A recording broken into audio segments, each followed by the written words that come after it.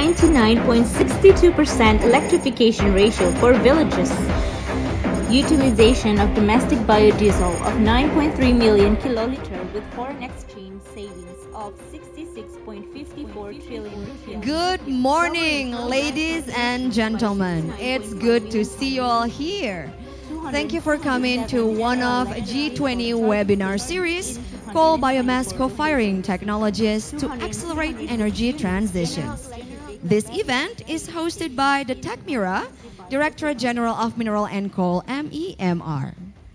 As we are all aware, the G20 Energy Transitions Working Group, or ETWG, aims to promote energy transitions towards sustainable energy and increase productivity through expanding renewable energy. And today, we'll be having some presentations from speakers from reputable national and international organizations that will be followed by a discussion. We kindly remind you that your participation will enrich the discussion and bring insightful takeaways. The speakers that will join us today are from Testing Center for Mineral and Coal TechMira, Directorate General of Mineral and Coal, Ministry of Energy and Mineral Resources. And then we've got a speaker from Directorate of Bioenergy, Directorate General of New, Renewable Energy and Energy Conservation, Ministry of Energy and Mineral Resources. And then we've also got a speaker from State Electricity Company, PT PLN.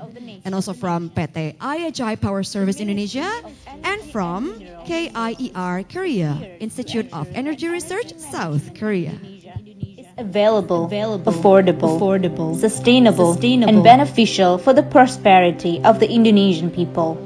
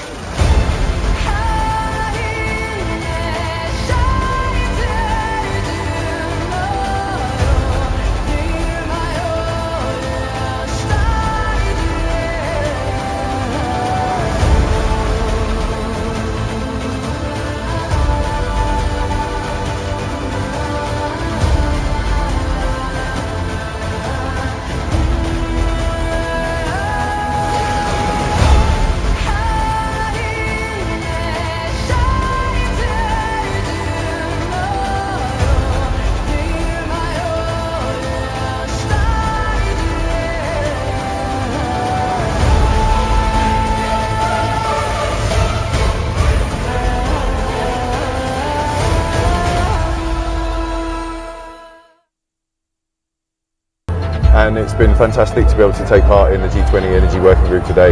And so I'd just like to say thank you very much. So today was a beautiful day. Poland was invited as a special guest for the Energy Transformation Working Group G20 during the Indonesian presidency in G20, and we are very grateful to the Indonesian presidency for inviting us. G20? Recover together, recovered strong. Thank you so much. Sobat Energi, kembali lagi bersama Minergi dalam rangkaian acara ETWG ke-1 di hari kedua. Hari ini kita akan kembali lagi untuk menghadiri side event dari rangkaian acara ETWG ke-1, yaitu acara Youth Forum yang mengusung tema Youth Movement. Kegiatan ini akan melibatkan generasi muda untuk mendukung kegiatan transisi energi di Indonesia.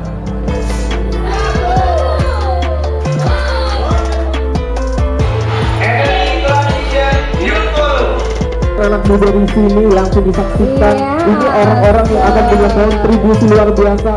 Nah, itu dia Sobat Energi, rangkaian persidangan ETWG ke-1 hari ini resmi selesai. Tapi jangan khawatir karena masih banyak kegiatan seru lainnya yang akan kita lakukan bersama para delegasi yang telah hadir.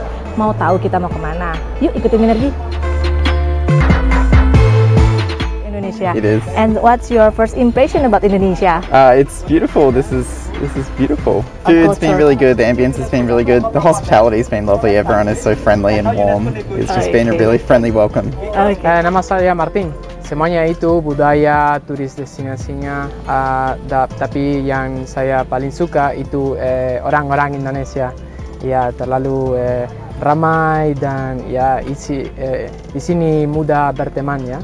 Recover together, recover stronger. Recover together, recover stronger.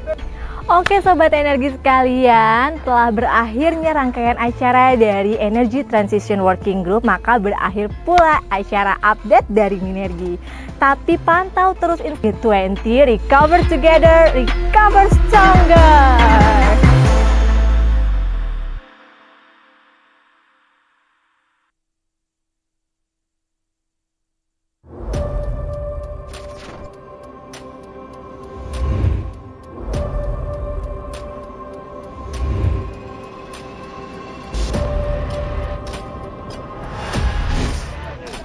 Traffics, pollutions, high temperature are the things I face every day, everywhere, and keep getting worse. Fossil fuels still dominates the energy sources in the world.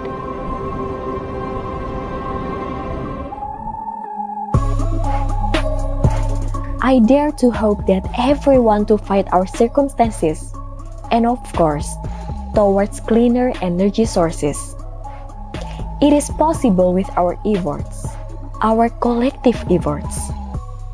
Our young generations will be the future decision makers. It is our priorities and responsibilities to develop their skills through several activities in contributing towards energy transitions and climate change. It's our turn. Let's take action.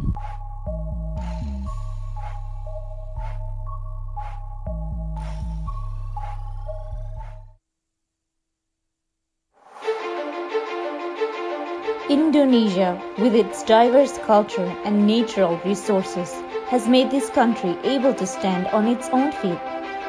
Even though still struggling, its rich nature gives the energy to stand strong again. The power of energy in Indonesia is spread in all corners of the country, starting from oil and gas, coal mineral, electricity, renewable energy, to geology. After 2 years of the COVID-19 pandemic in Indonesia, a feeling of despair can truly be felt, but everything must go back to normal. Energy retainers continue to be committed to meeting domestic energy needs amid the pandemic.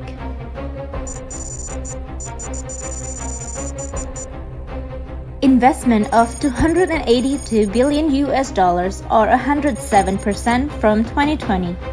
Non-tax revenue reached 189.2 trillion rupiah or about 156% from the target of 121.2 trillion rupiah. Energy subsidy amounting 131.5 trillion rupiah consists of subsidies for fuel and LPG of 83.7 trillion rupiah and electricity of 47.8 trillion rupiah. The transfer management of the Rautan block, the largest oil block in Indonesia, from PT Chevron Pacific Indonesia to Pertamina.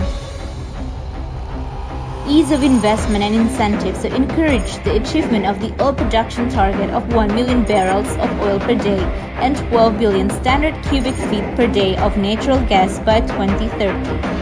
The gas utilization for domestic use in 2021 is 66% higher than the portion for export.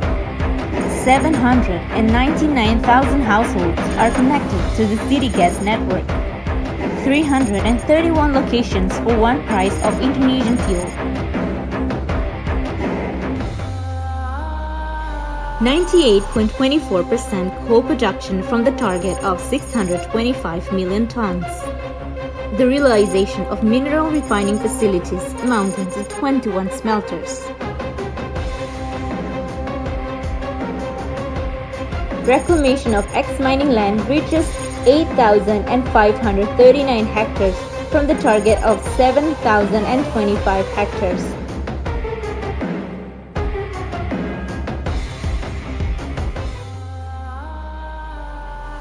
The development of the volcano monitoring system in 4 locations.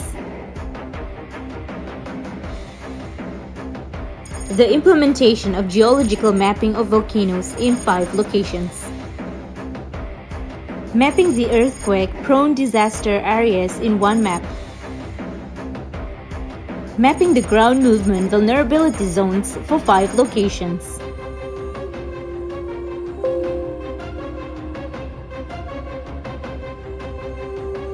The installation of a landslide early warning system in 3 locations. Installed power plant capacity of 74 gigawatt. Installed capacity of 11.152 megawatt new renewable energy power plant. Realization of the new renewable energy mix of 13.5%, an increase from the target of 12.9%.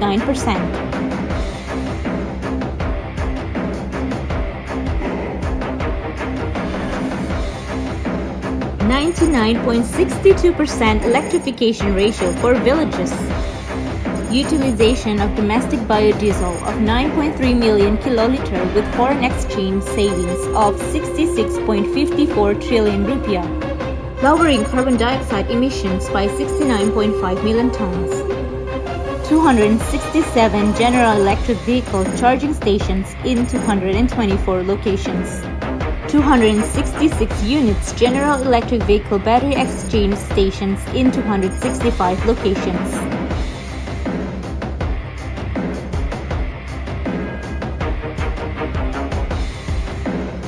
The conversion of 100 fuel motorcycles to electric motorcycle conversions.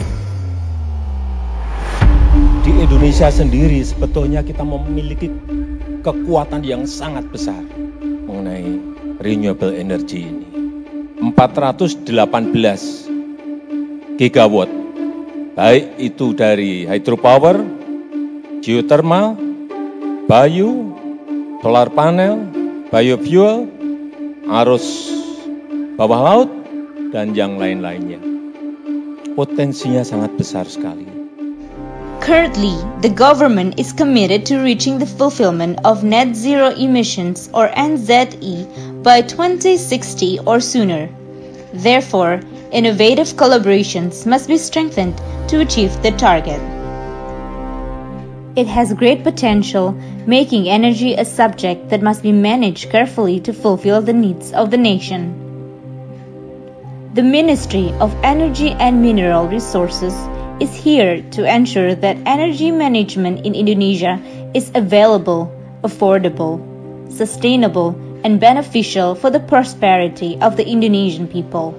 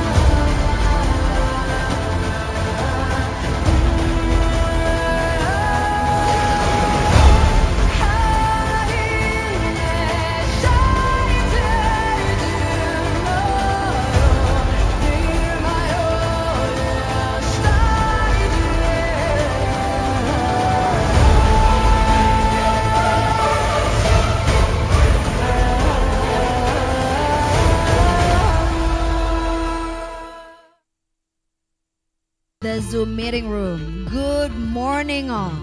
We will start the event shortly, so please take your seat and make yourself comfortable.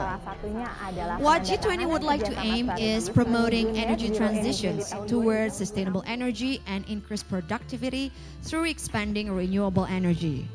And this webinar is one of ways to gain technical insight to accelerate the implementation of co-firing as part of the energy transition in Indonesia and other G20 members. Biomass-coal co-firing is one of an integral part in energy transition phase towards the implementation of net zero emission in coal-fired power plants. This co-firing technology utilizes biomass as a partial substitution of coal to be combusted in power plant boiler. Biomass can be obtained from forestry, plantation, and agricultural waste. Utilizing that biomass waste can also reduce methane emission caused by the degradation of biomass waste. Most of you are aware of challenges in utilization of biomass waste in co-firing. However, for the benefit of those who don't, I would like to highlight the three challenges. First, the potential quantity of biomass must be substantial and its supply must be reliable. Second of all, biomass characteristics should be comparable to coal, particularly in terms of grindability and calorific value. And last but not least, the price of biomass must be economically acceptable. And we'll hear about this in details and how to answer these challenges later during the discussion. So, be ready because we're about to start the webinar very soon. What's your first impression about Indonesia? It's beautiful. This is beautiful. Food's been really good. The ambience has been really good. The hospitality's been lovely. Everyone is so friendly and warm. It's just been a really friendly welcome. Nama saya Martin. Semuanya itu budaya, turis destinasinya, tapi yang saya paling suka itu orang-orang Indonesia. Ya, terlalu ramai dan ya di sini mudah berteman ya. Recover together, recover stronger. Recover together, recover stronger. Oke Sobat Energi sekalian, telah berakhirnya rangkaian acara dari Energy Transition Working Group, maka berakhir pula acara update dari Minergi. Tapi pantau terus informasi-informasi terkini dari Kementerian ESDM melalui Instagram, Twitter, Facebook maupun kanal YouTube-nya. Dan jangan lupa G20 Recover Together, Recover Stronger.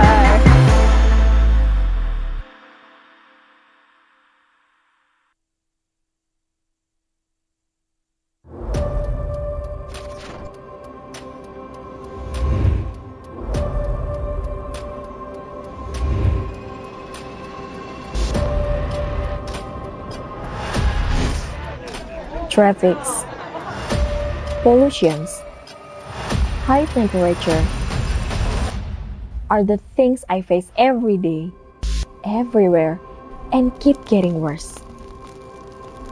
Fossil fuel still dominates the energy sources in the world.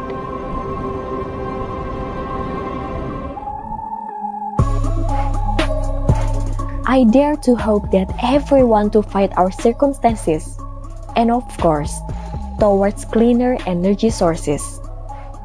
It is possible with our efforts, our collective efforts.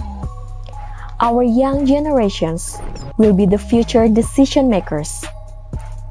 It is our priorities and responsibilities to develop their skills through several activities in contributing towards energy transitions and climate change.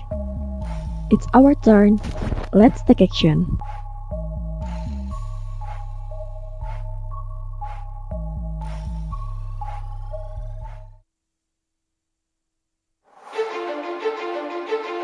Indonesia, with its diverse culture and natural resources, has made this country able to stand on its own feet.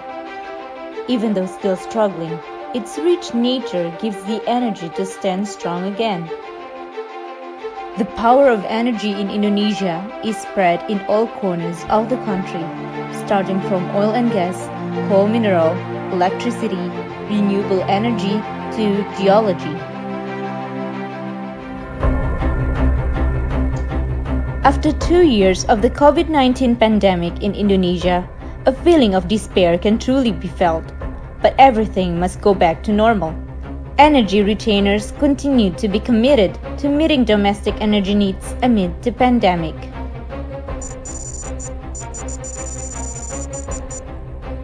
Investment of $282 billion or 107% from 2020.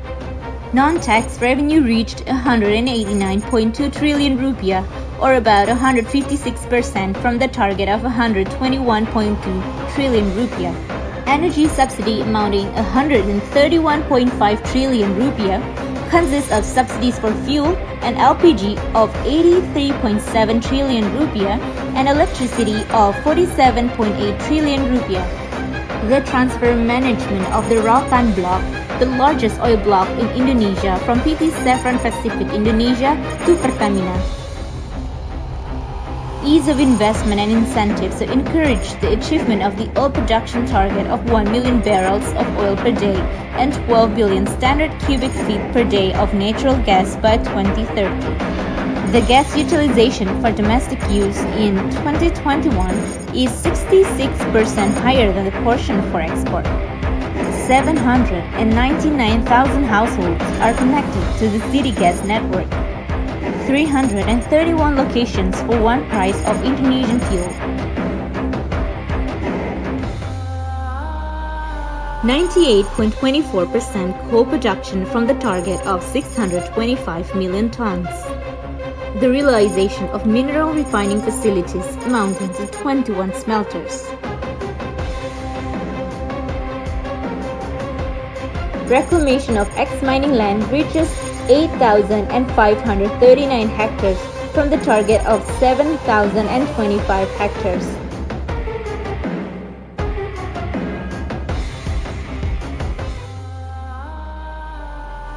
The development of the volcano monitoring system in 4 locations. The implementation of geological mapping of volcanoes in 5 locations. Mapping the earthquake-prone disaster areas in one map. Mapping the ground movement vulnerability zones for 5 locations.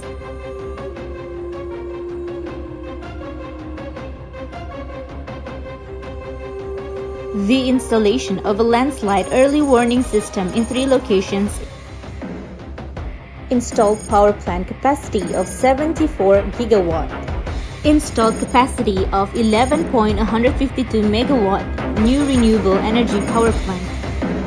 Realization of the new renewable energy mix of 13.5%, an increase from the target of 12.9%.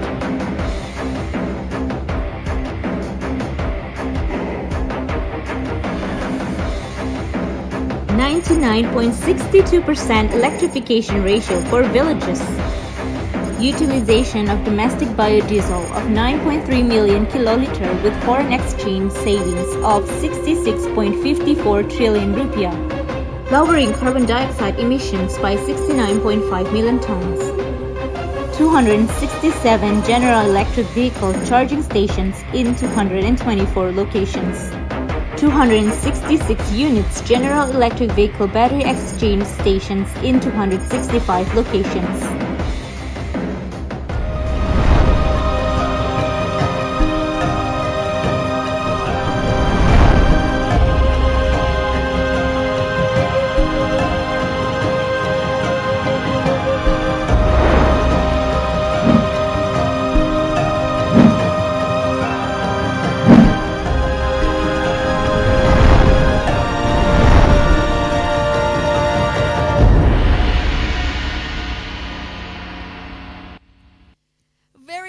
Greetings to all the participants and the audience here. Good morning. I'm more than grateful to stand here and welcome you all to G20 webinar series called Biomass Co-firing Technologies to Accelerate Energy Transitions, hosted by the TechMira, Directorate General of Mineral and Coal, MEMR. Today, I'm Austina Permana, will be walking you through the webinar.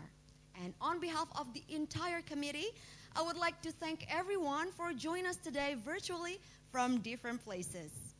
The main thing that I would like to accomplish today is to disseminate co-firing technology massively so that the publication and the information related to technical developments in terms of co-firing technical testing by qualified parties can be optimized. And before we begin, I would like to welcome our respected guest. Mr. Yudo Dwinanda Priyadi, Chair of Energy Transition Working Group, ETWG. Mr. Prahoro Yulianto, Co-Chair, ETWG. Mr. Ridwan Jamaluddin, Director General of Mineral and Coal. Mrs. Lana Saria, Director of Coal Business Development, Director General of Mineral and Coal. Mr. Edi Wibowo, Director of Bioenergy, Directorate General of New Renewable Energy and Energy Conservation. Mr. Wiluyo Kusdwiharto, Director of Mega Project and New Renewable Energy, PT PLN. Mr. Atsuhiro Hanatani, Director, Chief Engineer, PT IHI Power Service Indonesia, Mr. Ji Ho Yu, Principal Researcher of KIER, and Mr. Cecep M. Yasin, Coordinator for Mineral and Coal Mine Area Management, Director General of Mineral and Coal. It is our immense pleasure to have you all here. And now, we're going to kick off our today's event by hearing an opening remark from Mr. Yudo Dwinanda Priyadi, Chair of the 2022 G20 Energy Transitions Working Group.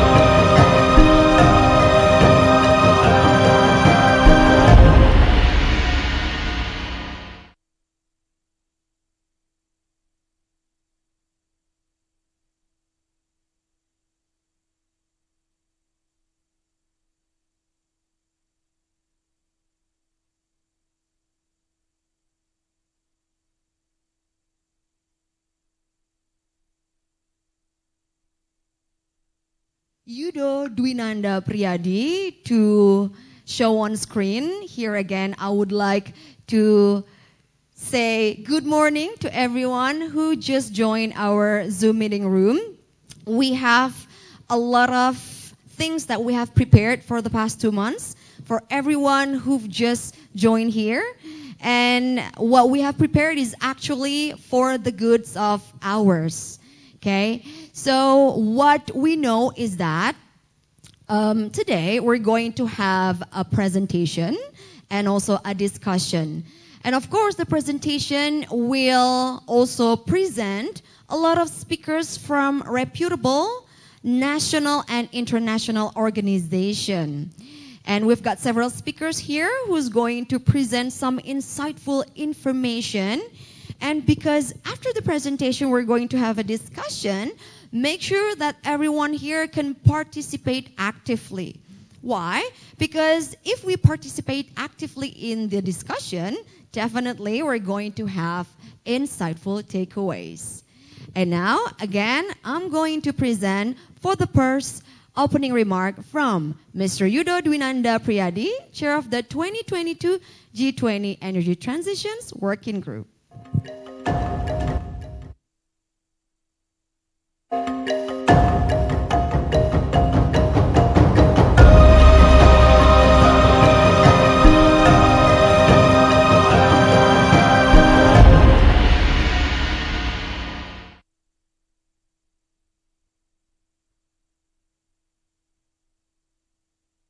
Distinguished speakers and participants, greetings to you all. Good afternoon. Please allow me to welcoming all of speakers and participants in this G20 parallel event.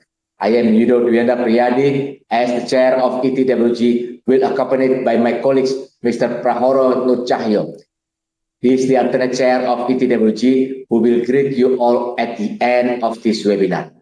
By the end of last year, Indonesia has commenced G20 presidency with the vigorous theme, recover together, recover stronger. Indonesia has set 3 pillars of G20 2022 presidency, namely global health architecture, digital economic transformation, and sustainable energy transitions. The G20 Forum on Sustainable Energy Transition is held under the framework of Energy Transition Working Group, ETWG, addressing 3 priorities on accessibility, technology, and financing. Today's webinar, I think, is focusing on technology aspect. However, I believe implementing coal biomass co-firing also closely related to maintaining energy access while reducing emission. We also should consider financial aspect in implementing this technology, at least try our best to make it more affordable. As we have known, one of the largest CO2 emissions is generated from power plants, especially coal-fired power plants. The coal biomass co-firing is one of the integral parts in the energy transition phase, as well as the path toward the implementation of net zero emission in coal-fired power plants. This co-firing technology utilizes biomass as a partial substitution of coal to be combusted in the power plant boiler. Biomass can be obtained from forestry, plantation, or agricultural waste. Utilizing those biomass waste can also reduce methane emission caused by the degradation of biomass waste. However, in implementing coal biomass co-firing, there are some major challenges that need to be addressed. One of the technical challenges is regarding the various technical issues in power plant boiler and feeding equipment caused by the difference of coal and biomass characteristics. Innovative and economically acceptable technology shall be provided so different variety of biomass can be utilized regardless of the power plant boiler and feeding equipment type. The only way to overcome this challenge is through advances in technology. Testing Center for Mineral and Coal, well known as TechMira, as the part of Directorate General of Mineral and Coal in the Ministry of Energy and Mineral Resources of the Republic of Indonesia, will be taking key role as co-host of this webinar.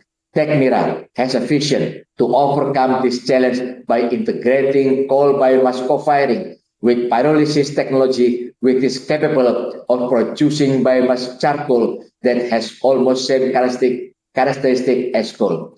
Collective recommendation, practices, and experiences on coal biomass co-firing from other institutions and G20 members could potentially become the power stocktake for strengthening the key deliverables of G20 Energy Transition Working Group. Seeing ahead ambitiously, implementing of coal biomass co-firing could significantly accelerate energy transition itself and empower the content of the message of this year's G20 Energy Transition Forum.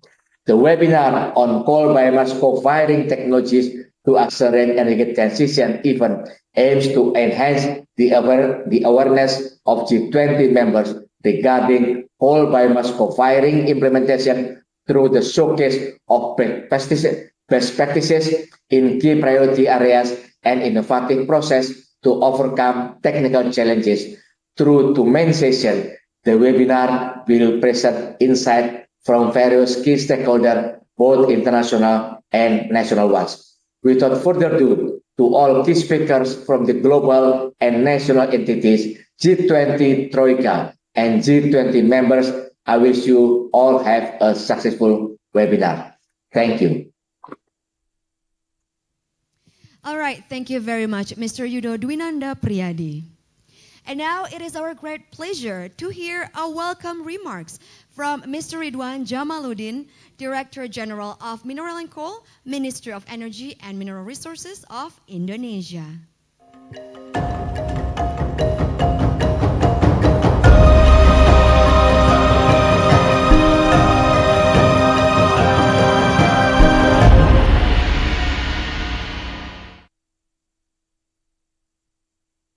Distinguished speakers and participants, allow me to welcome all of the speakers and participants in this G20 event series. As we know, by the end of last year, Indonesia has commenced G20 presidency with this vigorous theme, Recover Together, Recover Stronger. And Indonesia has set three pillars of G20 2022 presidency, namely global health architecture, digital economic transformation, and sustainable energy transition. This G20 Forum on Sustainable Energy Transition is held under the framework of the Energy Transition Working Group, addressing three priorities on accessibility, technology, and financing. From the first, the second, and the third meeting of the working group in April and May, G20 members and invitees unanimously acknowledged and endorsed the presidency's three priorities in energy transitions, as well as supported the main agenda on towards energy transition ministerial meeting G20 Summit 2022 in Bali. We call this all as the road to Bali. Realizing the road to Bali between the meetings of Energy Transition Working Group, we will discuss and sharpen specific issues of energy transition through a series of virtual webinars. As the Minister of Energy and Mineral Resources mentioned at the opening ceremony of the first Energy Transition Working Group, that energy transition as a long-term strategy of the net zero emission target to minimize climate change and to decrease greenhouse gases. In this regard, we should use sustainable, clean, and eco-friendly new and renewable energy. One of which is coal biomass co-firing technology. This technology confirms Indonesia's commitment to accelerate net zero emission target in 2060. Indonesian national standard of biomass solids and pellets for power plant has been issued, while the Indonesian national standard draft of palm shells, sawdust, and wood chip is still on progress at the National Standardization Agency to be set as Indonesian national standard.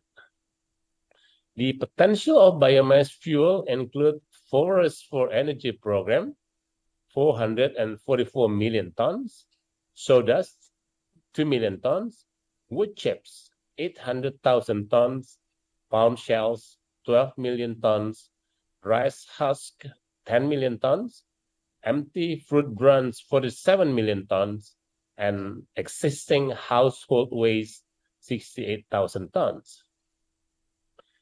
As the only ASEAN member state in the G20, Indonesia has a strategic role to discuss energy transition issues in line with the acceleration of national target and to support the world effort in realizing global acceleration of energy transition.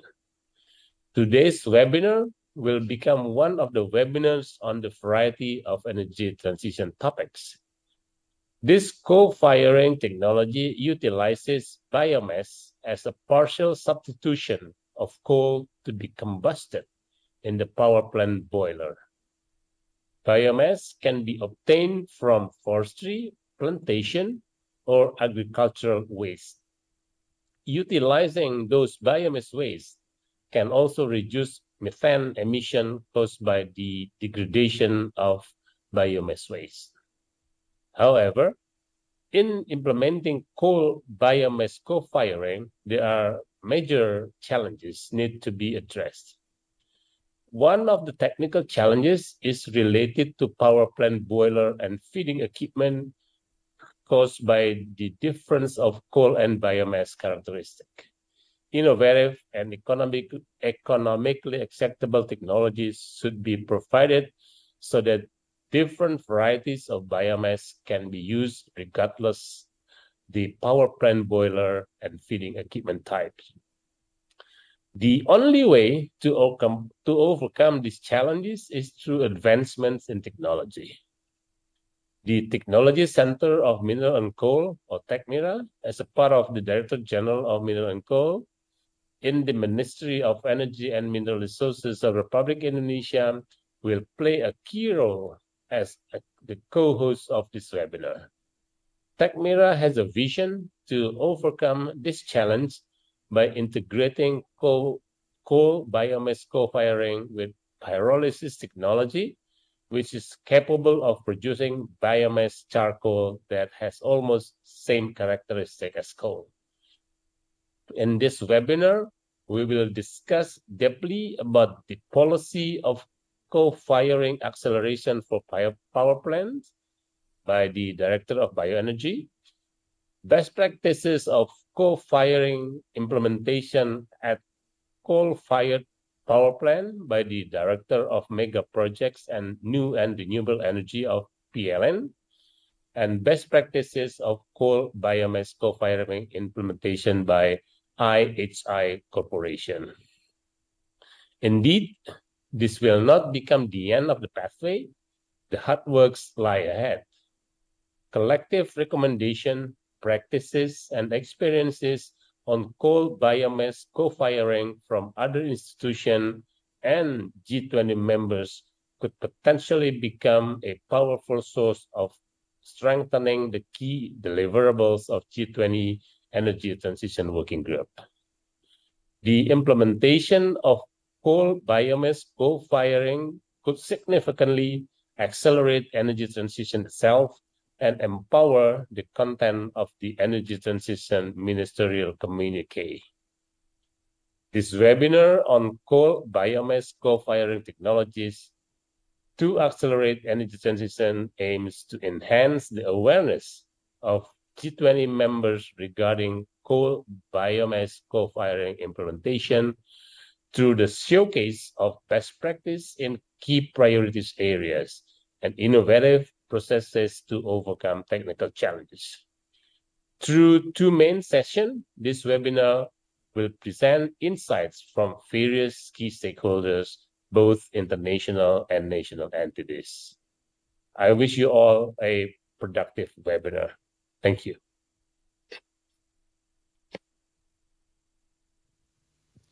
Thank you, Mr. Ridwan Jamaluddin, for the welcoming remark. And now we shall continue with our main agenda, the presentation. We're hoping that after the presentation, we could gain more information regarding the most recent technical issues, challenges, standards and codes, and technical advancements of coal biomass co-firing. And now, I would like to kindly invite Mr. Cecep M. Yasin, who will lead and act as a moderator throughout the presentation. Mr. Cecep, would you be so kind as to begin?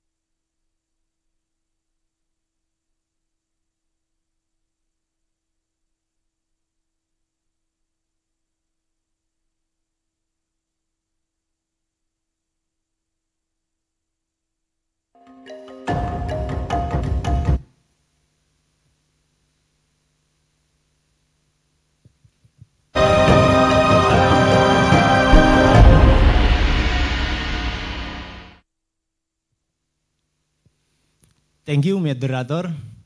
Assalamualaikum warahmatullahi wabarakatuh. Good morning, ladies and gentlemen, participants of G20 webinar series. My name is Slamet Handoko from Tekmira, under Directorate General of Mineral and Coal. Today, I would like to present the integrated of biomass pyrolysis and coal biomass co-firing technology.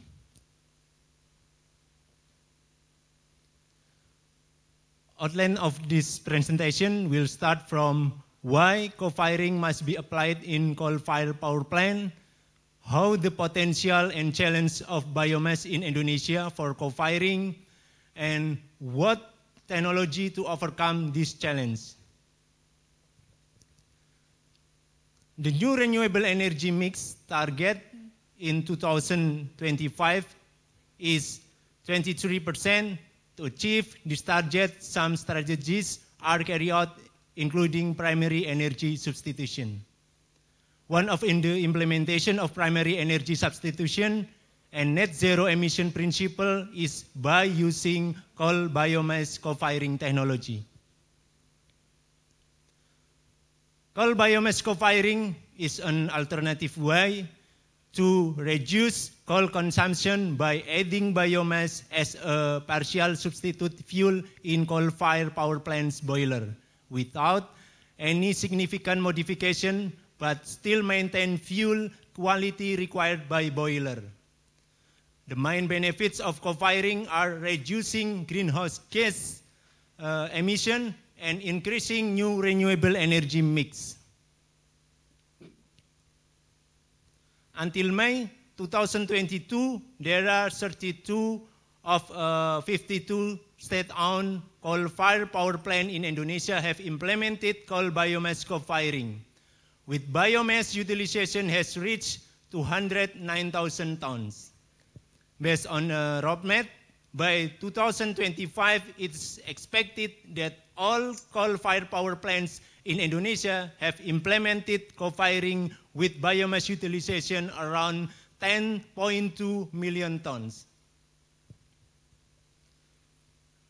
Based on this picture, 90% of Indonesia co-firing implementation are mainly using sawdust, since the characteristic of sawdust is already similar to pulverized coal. Therefore, no significant treatment is needed.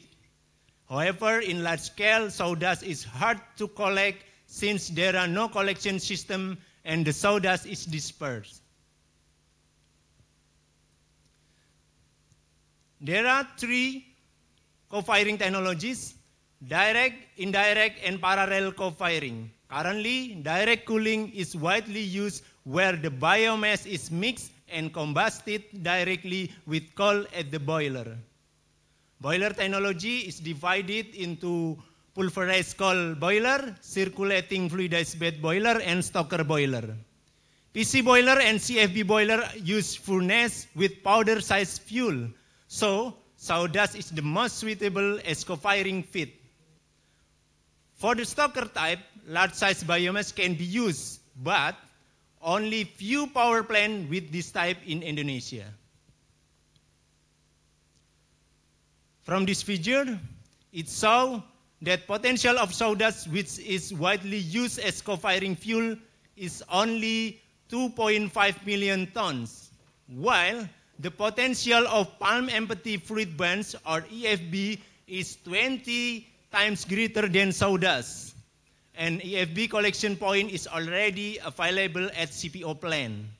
However, EFB has not been used as a fuel for co-firing because of its different properties from coal, especially to meet the characteristic of fuel for PC and CFB types furnace.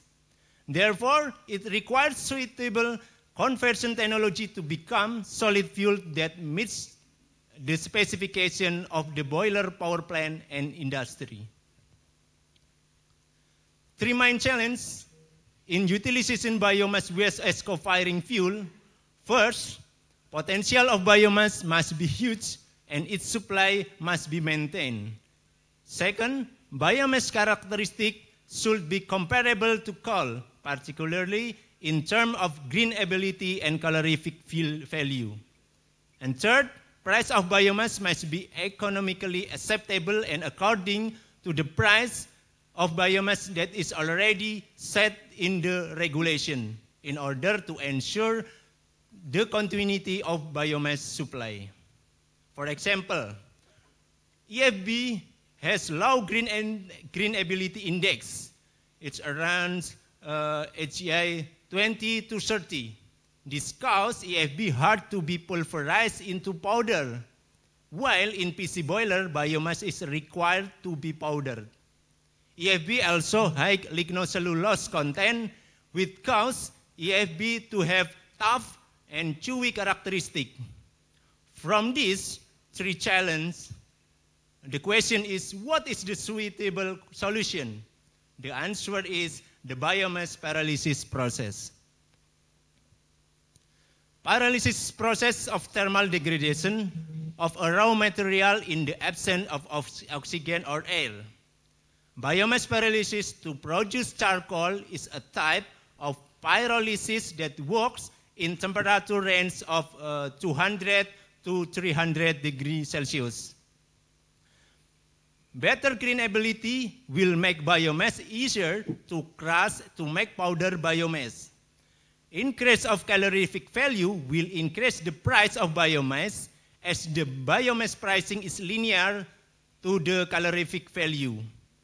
Increase of bulk density will reduce the transportation cost as the calorific value per volume is increased. And increase of hydrophobic property will increase the storage time as the water absorbed by biomass is minimum. This figure shows the mass and energy balance in the of the pyrolysis process. Yield mass is 60% and energy coal is 90%.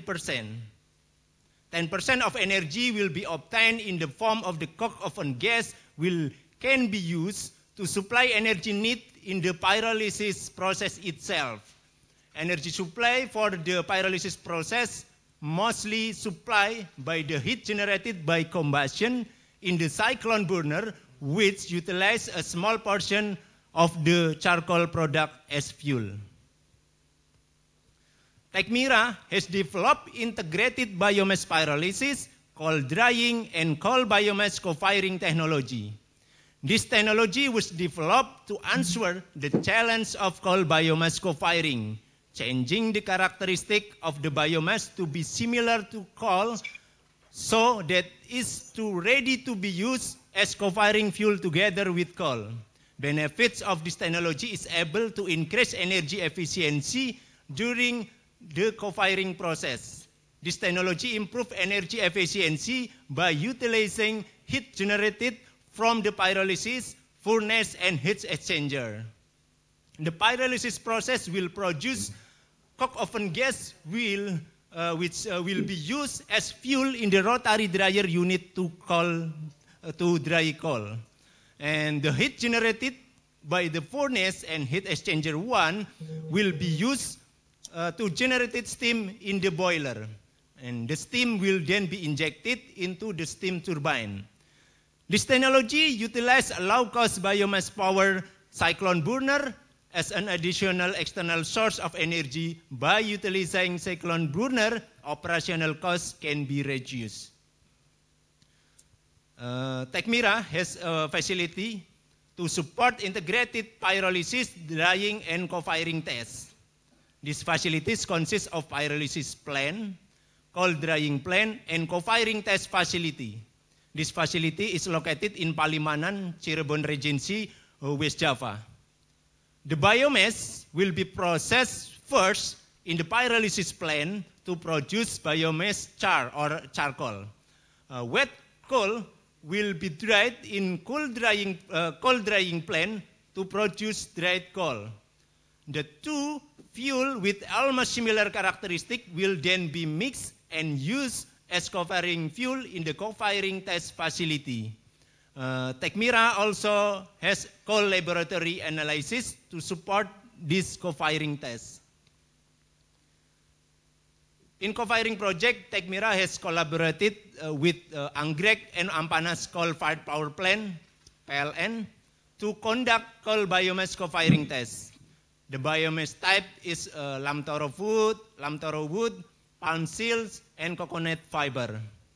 This year, it's planned to conduct coal rice husks co-firing tests at Jeranjang's coal-fired power plant. Tecmira has also produced cyclone burner. These cyclone burners have been installed at PTPN 8 and PPTK Gambung 2 dry tea. To summarize, some important points that I'd like to convey are: first, co-firing is clean coal technology to reduce environmental problems due to greenhouse gas emission. Second, the integration technology of biomass pyrolysis, drying, and co-firing developed by Tecmira can be solution for co-firing. Third, the benefit of this technology are have high energy efficiency and be able to produce biomass charcoal which has similar characteristic to coal. Last but not least, Tecmira with its experiences and facilities in co-firing project is ready to be partner in testing and developing co-firing technology. This is the end of my presentation. Thank you very much for your attention. Wassalamualaikum warahmatullahi wabarakatuh. Waalaikumsalam.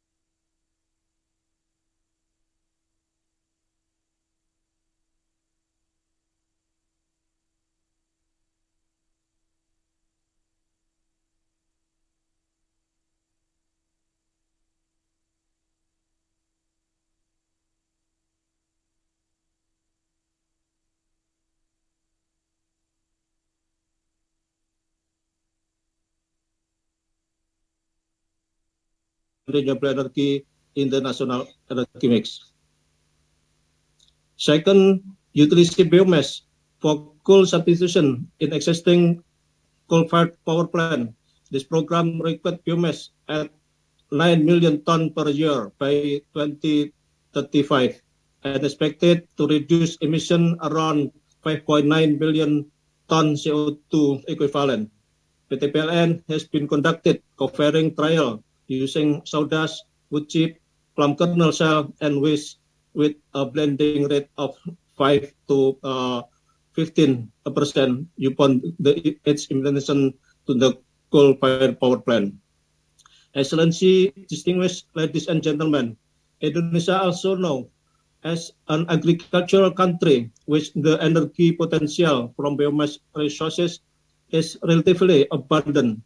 The solid biomass waste from forestry, agriculture, and plantation are the most potential first waste compared to other waste from rice, maize, cassava, and coconut, oil palm, and also sugarcane. The amount of solid biomass waste potential in Indonesia is around 57 gigawatt. Production forest, degraded land, and also ex-mining land can be utilized for the energy crop plantation that can be used for biofuel feedstock, electricity generation, or biomass pellet. There are 30 business permits for forest timber production utilization, industrial plantation forest with total area more than 1 million hectare, which can support the development of energy crop, which is the energy crop can be divided into the four group of sugar cellulose crop. Distinguished ladies and gentlemen, there are several reasons behind the Cofiring program being one of the choice taken in the energy transition Indonesia, including one, reduce the use of non-renewable fossil fuel, an affordable alternative to processing waste into energy. There is no need for large investment cost to build a new power plant using the existing coal-fired power plant. 3, increase the share of new renewable energy in the total national energy mix in relatively fast and fair easy way. 4, a long-term off-taker guarantee during PPA period, also reduce carbon dioxide emission from coal consumption. Cofiring will reduce sulfur dioxide emission since wood in biomass contain much less sulfur than coal. The Cofiring initiative has been started since 2017, and the trial have started in 2019. In 2020, through the Green Transmission Program, 52 locations and coal-fired power plant with capacity of the 18,154 megawatt are targeted to implemented biomass cofiring. The commercial cofiring implementation is recorded until June 2022 has been carried out in 32 locations of coal-fired power plant with a green energy contribution of 265 gigawatt hour by using 255,000 tons of biomass. Ministry of Energy and Resources in collaboration with PLN has set the biomass cofiring roadmap from 2021 to 2030. Based on the cofiring roadmap, the target of electricity production from biomass in 2025 totaling to achieve about 12.71 terawatt hour. To achieve this target, 10.20 million tons of biomass raw material are needed, costing of the 8.06 ton per year of biomass and 0.96 million ton year of SRM and RDF. The government also actively contribute in encouraging the implementation of biomass cofiring to regulatory support by drafting a regulation from the Minister of Energy and Mineral Resources regarding the implementation of biomass co-firing in coal-fired power plant that is also involving various stakeholders. This regulation eventually will provide a rule within the scope such of biomass co-firing roadmap, cost of biomass co-firing, biomass standard, incentive for co-firing, biomass export, and also supervision by the government. Distinguished ladies and gentlemen, it's the long journey for this biomass utilization to increase the share of renewable energy, mineral of energy and mineral resources to support its import development of biomass co-firing as follows. Regulatory support for the implementation of co-firing biomass at coal-fired power plant, compiling study on the utilization of forest biomass for co-firing, preparing national standard for biomass fuel for power generation, encouraging import to supply biomass fuel from various sectors, also encouraging massive effort to implement biomass co-firing at coal-fired power plant. Excellency, distinguished guests and participants, we certainly hope that this event will bring more deep understanding in the importance of development of biomass and bioenergy in order to achieve net zero emission by 2060. Various challenges in development will come through solid synergy as the key to the success of the coal biomass co-firing technology to accelerate energy transition program. We believe solid networking among government, business entity, researcher, association, and private sector domestically can elevate the implementation of coal biomass co-firing to the higher level. Thank you so much for your presentation. Wassalamualaikum warahmatullahi wabarakatuh. Waalaikumsalam warahmatullahi wabarakatuh. Thank you, Pak Edi Wibowo. It's very interesting insight on how the Indonesia government's policy in accelerating and encouraging the use of biomass in power generation. The Ministry of EMR has effort in developing biomass for co-firing by supporting in regulatory aspect, relating study, preparing national standard for biomass fuel for power generation, and encouraging biomass supply for various sectors. And also by encouraging coal-fired power plant to implement the biomass co-firing, not only for PTPLN, but also for industry sector who is using coal-fired power plant to meet energy demand. Once again, thank you, Pak Edi Wibowo, for your sharing. Welcome. Ladies and gentlemen, we are moving to the third speaker. He is Pak Wiluyo Kusduweharto, which is currently holding a position as Director of Mega Project and New and Renewable Energy of PTPLN, the state-owned company in national electricity.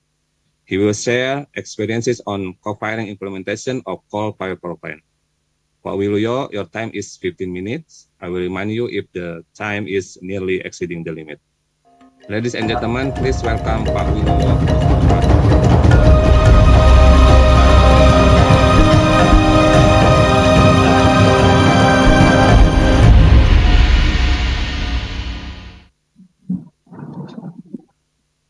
Hatur nuhun Kang Cecep. Bismillahirrahmanirrahim. Assalamualaikum warahmatullahi wabarakatuh. Selamat pagi. Salam sejahtera buat kita semua. Salam, Om Swastiastu, Namo Buddhaya, salam kebajikan. Good morning, ladies and gentlemen. The Honorable Mr. Ridwan Jamaluddin, Director General of Mineral and Coal, Ministry of Energy and Mineral Resources, Republic of Indonesia. The Honorable Mr. Yudo Duyanda Priyadi, Chairman of Energy Transition Working Group, and all of participants of today's event. Thank you. Good morning, ladies and gentlemen. I want to say thank you for the opportunity given to us to be a speaker at G20 webinar series, Coal Biomass Co-firing Technologies to Accelerate Energy Transition, with the title Best Practice of Co-firing Implementation at Coal-fired Power Plant. Ladies and gentlemen, as a commitment to net zero aspiration, PLN has set up some decarbonization commitment. The first is no new coal plants awarded after 2022. This excludes some projects that being under construction. Second, 23% renewable mix by 2025, where PLN has set up a target for developing additional capacity of renewable energy in long-term 10 years planning for electricity generation. Third, exit from coal-fired plants by 2056 by gradually retire the coal-fired power plant that PLN owned. Lastly, as well as to achieve carbon neutral by 2060, PLN already set up its roadmap. PLN also has set its net zero emission commitment by 2060 in CUP 26. Ladies and gentlemen, PLN as the state-owned enterprises which mostly produce electricity in Indonesia currently produce more than 50% of power plant capacity from coal-fired power plant and contributes to the emission from energy sector. If PLN still doing business as usual, this power sector will give CO2 projection higher than now, reaching 0.92 billion tons CO2 per year. To reach carbon neutral by 2060, PLN have plans to reduce its coal power plant by retiring some coal power plant and other fossil power plant. From 2020 onwards, PLN also implemented co-firing by using biomass to substitute coal to be combusted in the power plant boiler to become a solution in reducing CO2. Besides, also focus in developing renewable energy resources to produce electricity. Co-firing in coal-fired power plant is not a new technology. Next, we can see this implementation in the other countries like Japan and Europe with a variety of co-firing percentage from the small capacity until large capacity of power plant. Mostly, biomass co-firing ratio are typically less than 10% and are more commonly coverage 5% on continuous basis. Some of advanced power plant can have co-firing ratio more than 50%. In Indonesia, we have a target to implement co-firing in 62 locations of coal-fired power plant with performance tests had that already conducted using variety of biomass with average ratio of 5%. We also did high percentage co-firing up until 10% co-firing with palm kernel cells, but some modification in the power plant is needed, and the security of supply of feedstock still needs to be addressed to operate the plant continuously. Ladies and gentlemen, PLN as state-owned company enterprise also have created greener RUPTL, electricity base plan, for 10 years until 2030. In this RUPTL, PLN plans to achieve 23% of renewable energy mix by 2026. Currently, new and renewable energy mix is still in the level of 13% of the total energy production. To achieve 20% energy mix, PLN needs to develop additional new and renewable energy capacity of 10.6 gigawatt by 2026. So the new and renewable energy mix will be 8% from hydro, 7.3% from geothermal, and 7.7% from other renewable energy, including solar, wind, and co-firing with biomass. The co-firing program in coal-fired power plant will take a part in 3.59% from the total of 23% new and renewable energy mix. That is why as a green booster program, planning and executing of the co-firing program is paramount, and of course support is needed from all stakeholders. Ladies and gentlemen, in the midterm co-firing roadmap in 2025, PLN needs 10.2 million tons of biomass per year, a huge amount, to substitute around 12% of coal consumption. This means utilizing 52 locations of existing coal-fired power plant, PLN will produce additional green energy of 12.71 ton terawatt hour in 2025 This is a strategic program because PLN doesn't need to invest new capex in building new power plant, but can reduce annual carbon emission of around 11 million tons of CO2 equivalent. Since 2021, PLN has substituted of 0.58 million tons of coal with biomass, produce 0.77 produce 0.57 terawatt-hour of green energy in coal-fired power plant, and also reduce 0.57 million tons of CO2 equivalent. From the target of 35 locations in 2022 until August this year, PLN already successfully commissioned biomass co-firing in 32 locations, and 47 of the locations already conducted of co-firing performance tests. By 2025, there will be by 2025, there will be 52 locations that implementing co-firing biomass with a co-firing ratio as follows. 10% co-firing ratio for the pulverized coal boiler, 30% co-firing ratio for the circulating fluidized bed boiler, and 70% co-firing ratio for stoker boiler. Ladies and gentlemen, in the PLN's co-firing roadmap plan, 10.2 million tons of biomass demand in 2025 will be consist of energy plantation crops for 5.3 million tons, rice husk for 1.6 million tons, plum plantation for 0.8 million tons, carpentry and agricultural waste for 1.5 million tons, and solid recovered fuel from municipal waste for 1 million tons. The most important thing in the co-firing is how to secure the feedstock in the long term. That is why we plan to have variety of biomass, not only from waste byproduct, but also from energy plantation crops. We also utilize municipal waste as a waste to energy program to participate in supplying biomass to coal-fired power plant. Currently, most of biomass feedstock came from sawdust waste. It is because the developing of biomass ecosystem business is just started. Biomass industry ecosystems need to be initiated, especially around 50 to 100 kilometer radius of the power plant.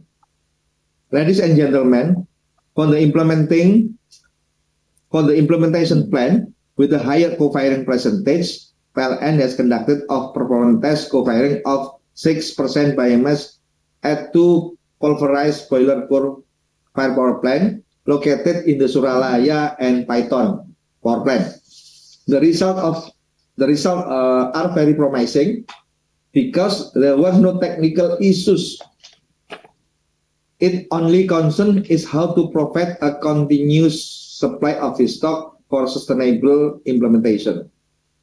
Ladies and gentlemen, PLN always support government policy regarding the waste conversion into energy. For PLN, waste to electricity is not the only solution to solve waste problem in the cities, especially in the big cities like Jakarta, Surabaya, Medan, Padang, Makassar, and others. PLN has initiated the waste to energy program that use solid recovered fuel from waste to be utilized as a coal substitute in the existing coal power plant. For example, in Cilegon City, West Java, PLN already coordinated with the local government, with the Pak Wali Kota, to convert local waste into source of energy and mix it in coal mixing facilities of biomass co-firing in Suralaya coal power plant. We have done it in other locations to such as Jeranjang and Ropa in Nusa Tenggara Barat and Nusa Tenggara Timur, and we will copy that program into other cities. Ladies and gentlemen, the main advantage of the SRF utilization for co-firing is less capex.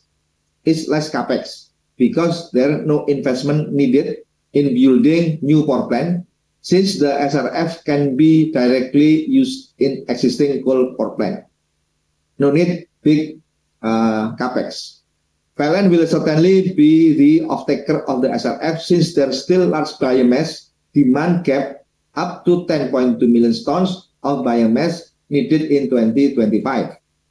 Although the several challenges related to waste to energy such as waste compensation standard, business scheme agreement and other things, but these challenges can be addressed through coordination between all the stakeholders. Ladies and gentlemen, as a conclusion, there are 5 critical factors for co-firing implementation that need to be considered. First, we need to secure the biomass supply chain. This is the most critical thing to implement continuous and sustainable co-firing program as desired target. Developing ecosystem for biomass industry is not only for large suppliers, but also can involve the community-based ecosystem in the age stage, thereby helping to expand job opportunities for the community in general. The development also needs investment and supports for regulations such as domestic market obligation or price support for biomass from the government. Second, we have to ensure the technical feasibility, especially for the higher co-firing percentages. This is critical to determine how many modifications needed for the feeding system, emission, and boilers for long-term co-firing program. The third, we need to establish the required processes like safe biomass storage, standing operating procedure, and handling the biomass at site. Fourth, we have to analyze the impact of long-term biomass utilization to the coal-fired power plant with durability tests.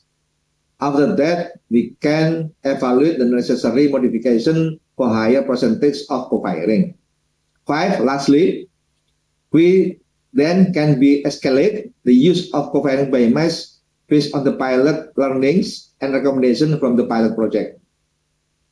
That is all what I can recover regarding the best practices of co-firing implementation at coal-fired power plant.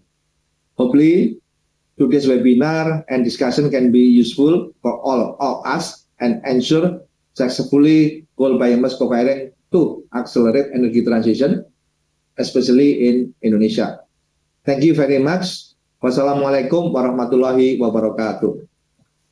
Waalaikumsalam warahmatullahi wabarakatuh. Pak Wilyo Kusduharto, thank you for your sharing.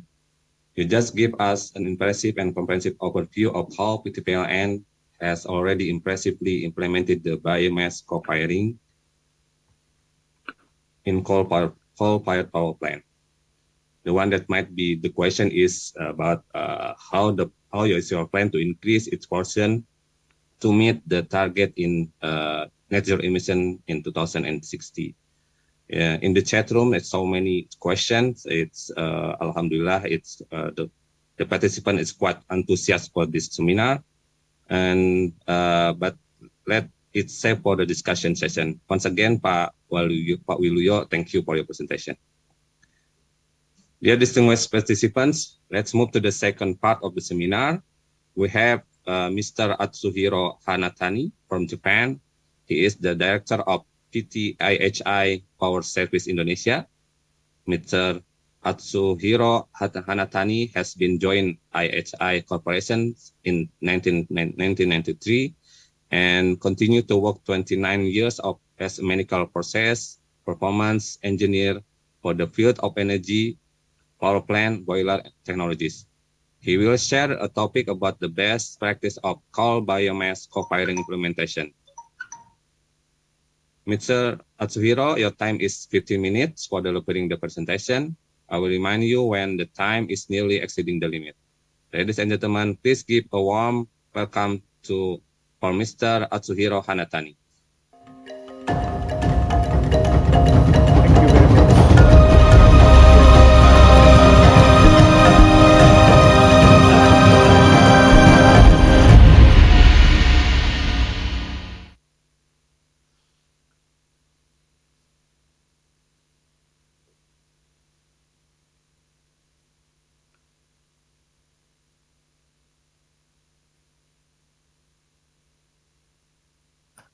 Okay, selamat pagi everyone.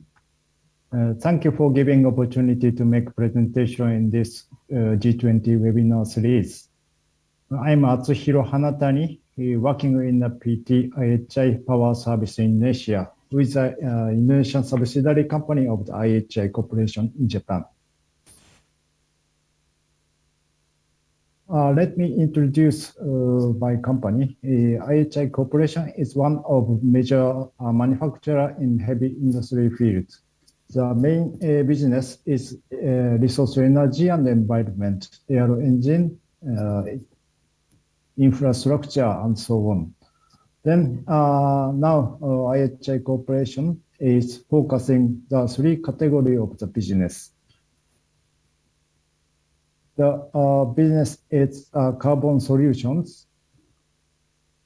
Sorry, I changed the point. Carbon solution, and transportation system, and maintenance, and disaster presentations. IHI aim to develop carbon neutral society as technology and service provider. To make solution based on this business strategy, IHI Power Service in Asia has been established in this year.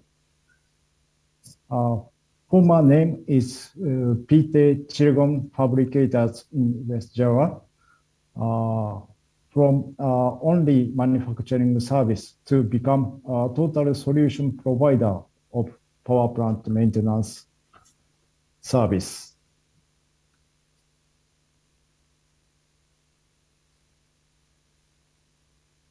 From now on, I will introduce our biomass technology in power plant, especially for in Japanese experience.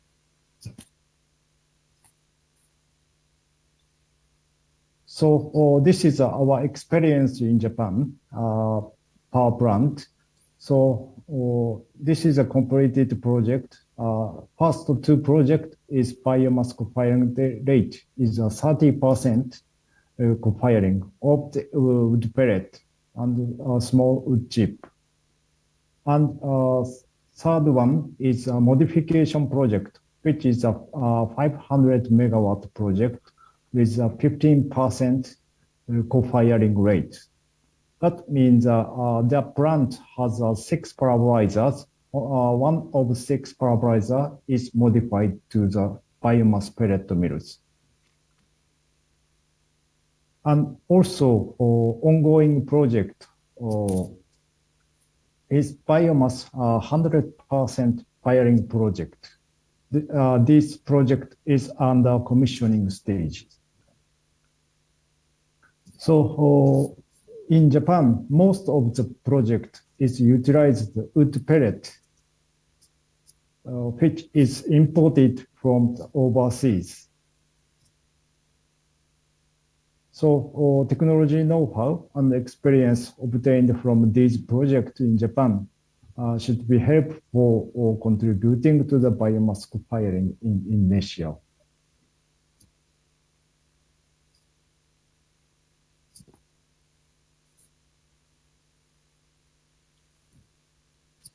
This is a configuration of the biomass co-firing plant. In this boiler, there are 4 pulverizers is equipped, and one of 4 is wood pellet mills. So wood pellet is fed to the wood pellet mills, and wood chip, a small amount of the wood chip is mixed with the coal, then feed to the coal pulverizers. Then we achieved 30% co-firing rate in this plant.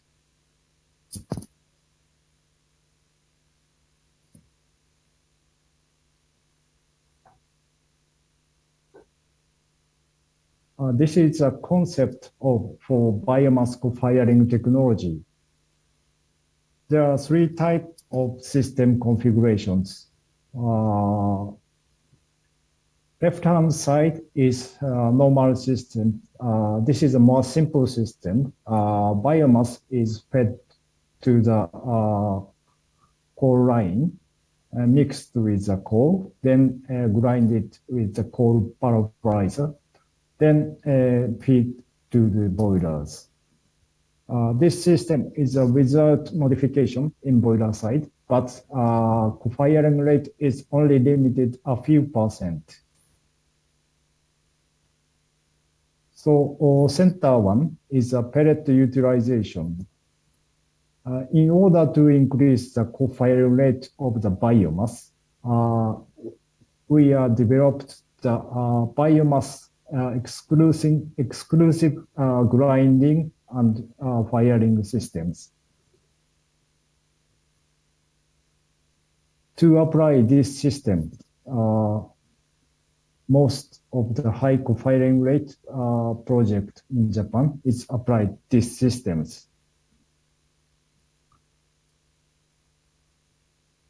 On right hand side one is a bin system. This is some special cases. This system is an indirect firing systems. Biomass fuel is introduced as a particle and fed to the bin, then feed to the pneumatically transported to the burner. So before coming to the boiler plant, the biomass is grinded less than 1 millimeter particles in pre-treatment systems.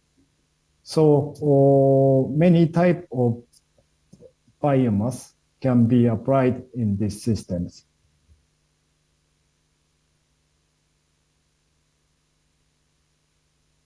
This is biomass pellet mills.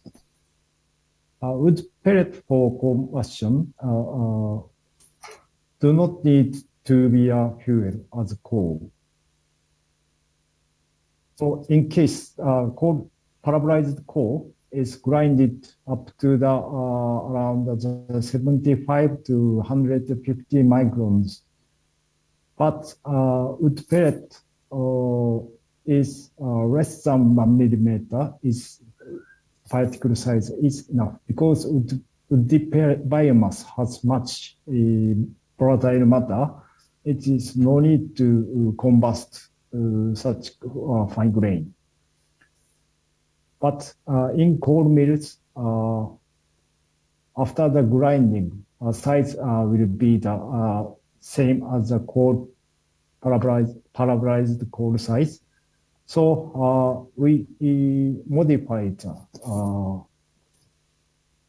inside of pulverizer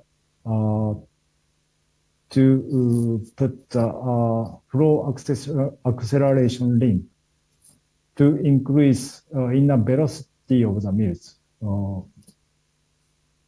So in this modification, 1 millimeter size of particles is fed out from the pulverizer. So modification of existing pulverizer could be same concept. It's could applicable.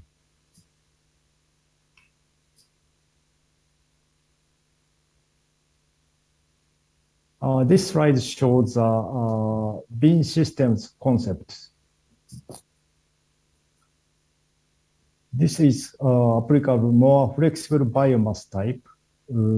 It is suitable for the in Indonesia because many kind of the biomass fuel can be used in this bin system. So primary grinding to the small particles. It is easy to apply to the existing coal-fired power plant.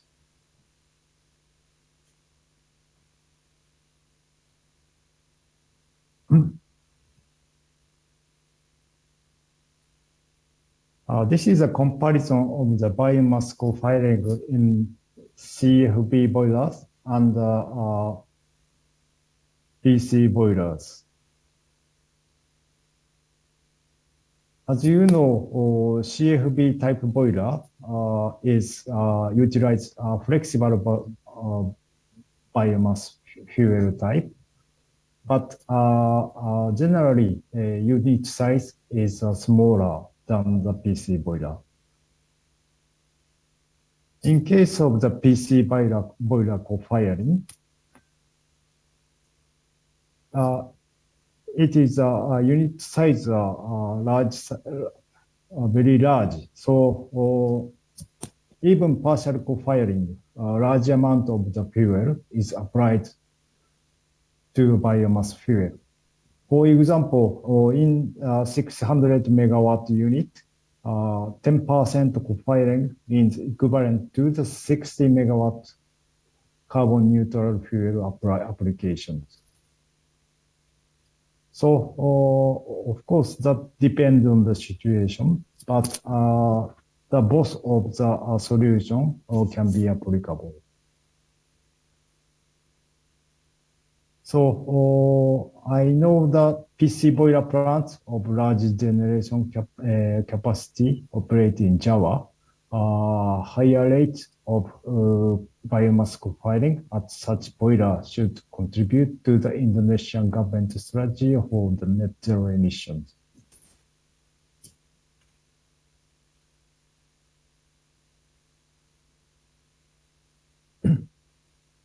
Next, let me introduce the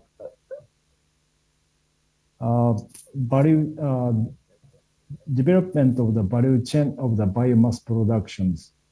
So IHA Corporation also developed value chain of the biomass fuel productions. This is our biomass production facility in Malaysia. We are developing biomass fuel in palm plantations. So we produce pelletized fuel from the oil palm trunk and also the empty fruit bunch.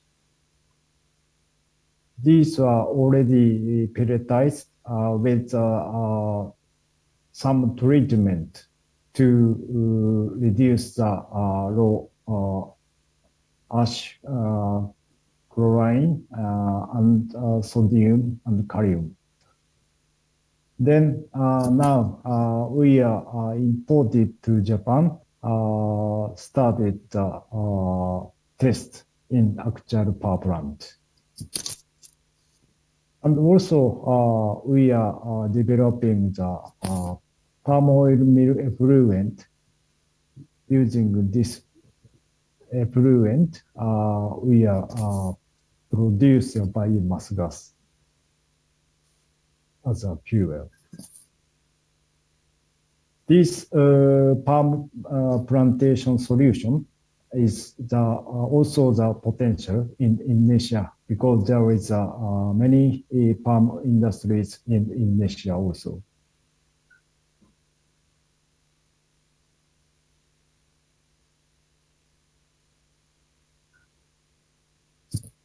Finally, I would like to introduce the activities in Indonesia. IHI Corporation and Institute Technology Bandung, ITB, have continued joint research on the effective use of the biomass fuel in Indonesia. Rice husk and rice straw can be alternative biomass fuel for coal-fired power plants in Java from the perspective of study supply volume and characteristics. Our next target is to carry out the combustion test in existing actual power plants based on our joint research with ITB.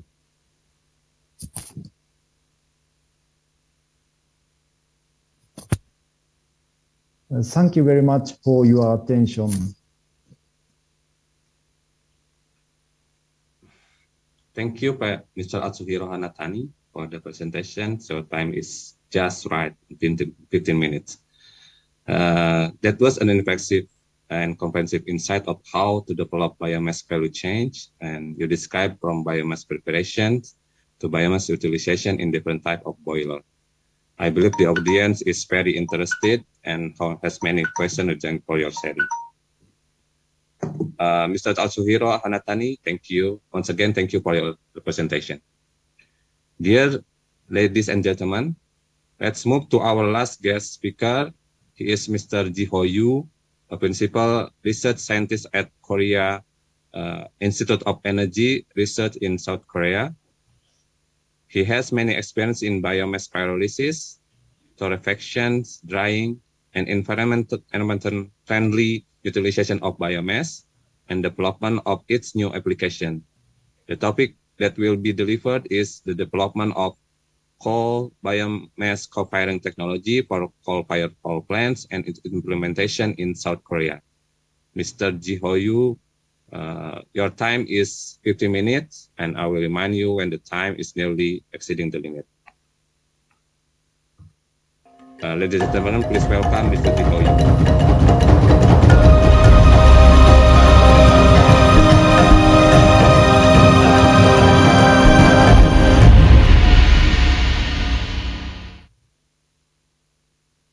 Hello, I'm Ji Ho Yu from Korea. So what I'm going to talk about today is the biomass solid fuel situation in Korea.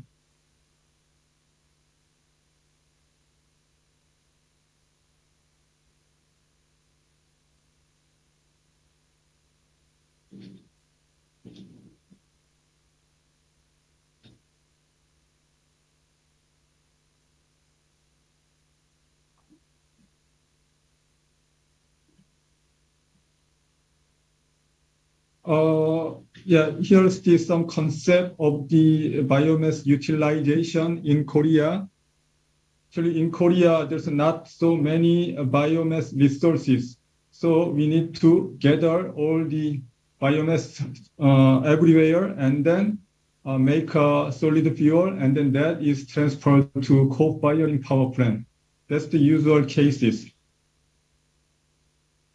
So my talk today is like this, and then I'm going to talk about a net zero effort in Korea first. As you know, net zero is like a global keyword. It is the live or die issue for a human being now. So 138 countries joined the net zero declaration, and Korea also did that in 2020. It is the situation of the greenhouse gas emission in Korea. The total emission is about 728 million tons CO2 per year. And then out of that, 37% is from the electricity. As you can see here on the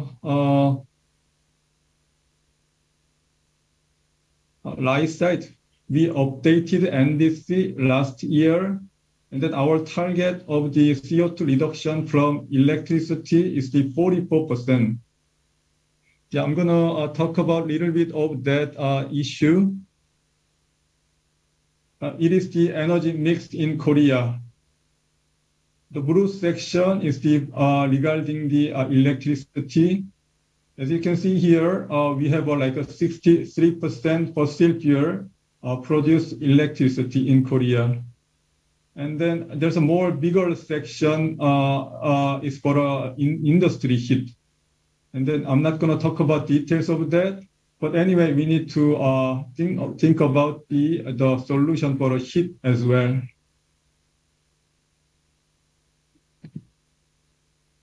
To reduce that use of fossil fuel, we have like a promotional activity by the Korean government.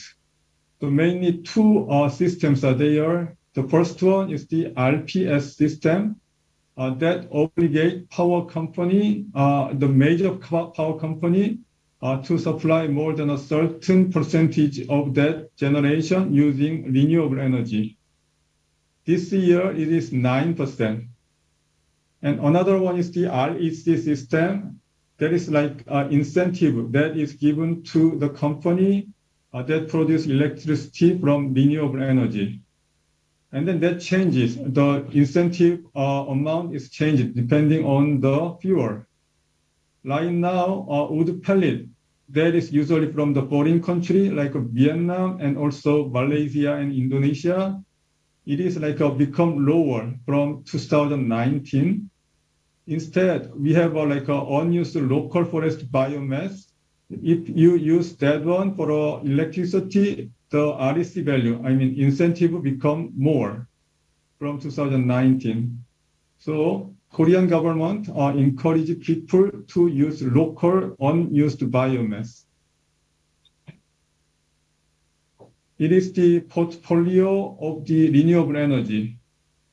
Currently, we have a 5 to 6% renewable energy capacity, and it is going to be 22%. That is our target in 2034. And out of all the renewable energy, we have 23% of the bioenergy. If you look at the component of bioenergy, we have mainly wood pellet and then waste biomass. That is the two main sources of the bioenergy in Korea.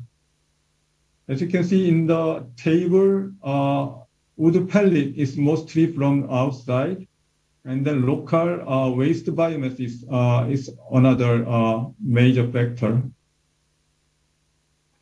Excuse me to interrupt, Mr. Jihuyo. The presentation is not so fully. It's half. It's in presenter point of view. Could you please make it larger? Thank you. Okay. You want me to make it larger? Okay. I think you need to press the 3 buttons. That's how. This one? Yeah, that one, and then.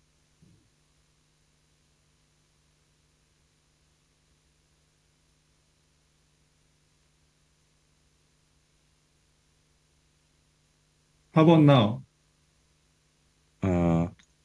Not yet count. Okay. Could you please try to deactivate the share screen and then back activate the share screen again?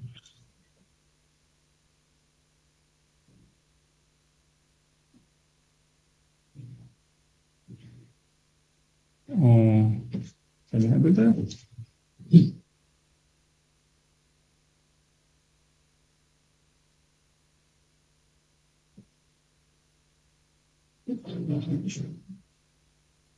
Is it okay now? Try to slideshow. Yeah, the one that circled. Yes. This one is better. You may continue. Okay.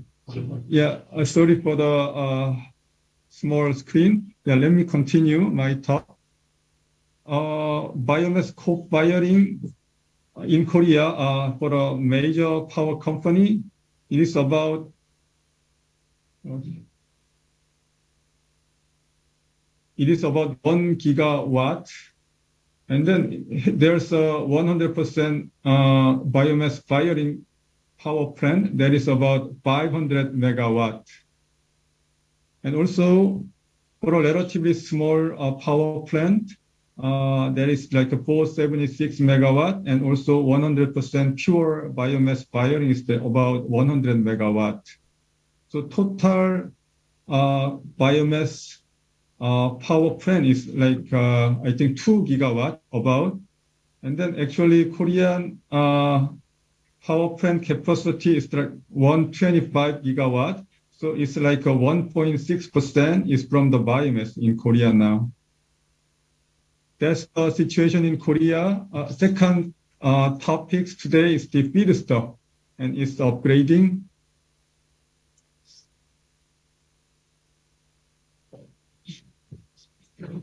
And then on your left side, you can see the renewable energy portion for electricity in the world.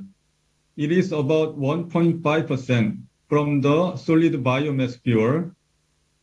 And then expectation is very, very different from now to 2050, carbon neutral year. As you can see here from the BP and then IEA expectation, it is going to be at least 5% to 10%. So much, much higher than now. And then feedstock is going to be changed. 2020 or below or before, the major feedstock is like a forest material, a woody biomass material. But if you look at the right side of that graph, you can see that organic waste is going to be the major feedstock for the future. And also, interestingly, short rotation crop is going to play an important role as a future solid biomass material. See, it's the two representative organic waste materials are there. One of them is the animal manure and also food waste material.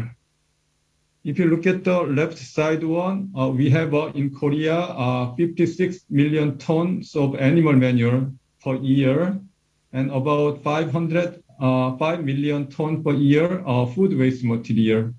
So here's a quite active development is going on in Korea to use that two organic waste material as a fuel for a power plant. And the issue is that they have a quite high moisture content, so we need to do some pre-treatment like a dewatering and drying and also torrefaction. Actually, our institute is quite specialized on this kind of upgrading technology. So later, if you ask me some question about that stuff, maybe I can talk about that stuff. And another one is this short rotation crops. The biggest advantage of this one is that the productivity is much, much higher than the conventional biomass material. Especially in a tropical area like Indonesia, I think you can harvest twice a year, which means the productivity of this short rotation crop is going to be more than 10 times than the conventional one. So, which is the huge advantage compared to, and then regarding the economics and other stable supply of biomass, it is going to be a very, very interesting feedstock material, especially for Indonesian people. As I said, we are specialized on the upgrading biomass here in our institute. And then as you can see here, by upgrading then material, we have many advantages like energy density and combustion efficiency. And then for increase of the co-firing portion, the grindability is the issue. And then after torrefaction, you can increase that portion without worrying about the grindability. That's the another big advantage of using this kind of upgrading stuff. As you know, there's many reactor concepts are available for the drying and then torrefaction. Usually they target like energy efficiency, high energy efficiency, and then low capex. And then I think FCOM that is developed by our institute is one of that one. I mean, quite energy efficient machine. And then we have like a small short retention time such that we can have a quite small capex needed. Here's the concept of that FCOM machine. You can see here on your left side, we put the raw biomass from the top and then hot gas from the bottom. What happens is that in the middle, there's a vapor side. There's a quite efficient contact between the biomass and then hot gas, such that we have a quite high energy efficiency.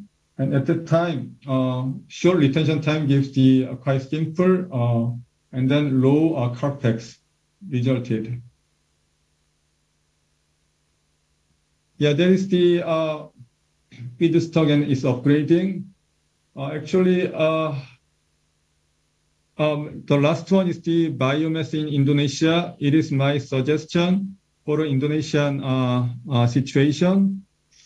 Actually, I gathered some information about Indonesia, and then I conclude that Indonesia is the best place for biomass utilization for carbon neutral, because you have a proper government support like a feed-in tariff system, and then you launch that emission trading system this year, and also you try to increase that portion of the renewable energy. So, and then most importantly, you have a huge amount of that biomass elastic material. So I think it's very, very reasonable approach for the Indonesia to utilize that biomass material as a solid fuel. Yeah, I agree with that. The biggest market is co-firing. And then in addition to that, I think maybe you need to think about the cement industry, because they also use a lot of coal there.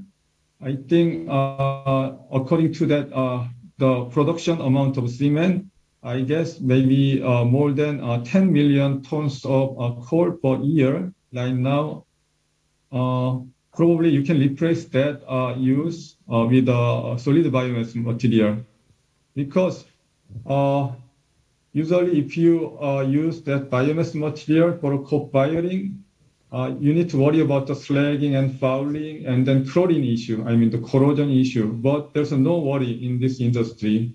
So maybe without worrying about that one, you immediately implement that biomass material for cement industry. So that's the biggest advantage. And the issue is that economics. But now you have an emission trading system, so maybe you can compensate a little bit of that expensive biomass material with that emission trading system.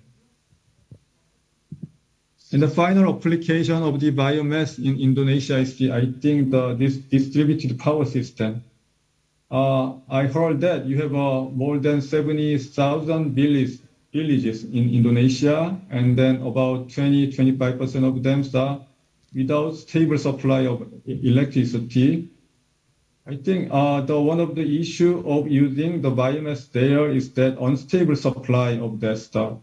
If you use that short rotation clock for distributed power in a remote area, I think maybe you can get a little bit better situation. Okay, that's it for today.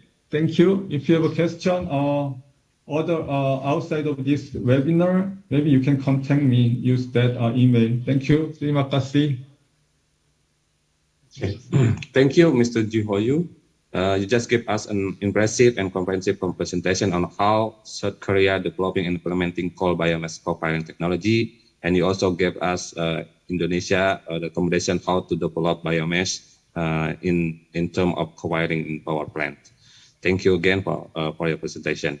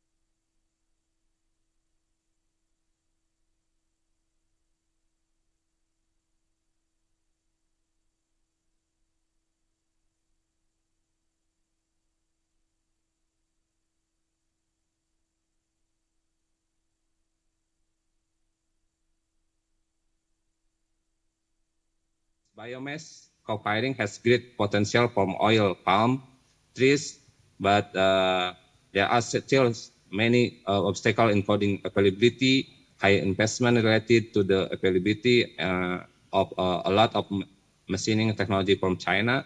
Also the high content of CI and potassium, chlorine and potassium, and in the raw material. For that, what about Techmir's opinion for these conditions? And the second question is from Pak Nurholis, is still to Pak Slamet. Just have a quick question. In aspect of technology, is it possible in the future that pyrolysis process will be done by the supplier, community or vendor, so that the economic impact will be multiplied? In the same time, the process of checking and the quality of material supply by power plant will be easier. The second, and for Pak Edi Wibowo, there's a question from Pak Sidik Ganda. There are many sources of coal-fired power plant. Which one can direct mix with coal, and which one need to treat it and convert to charcoal? How cost the price? And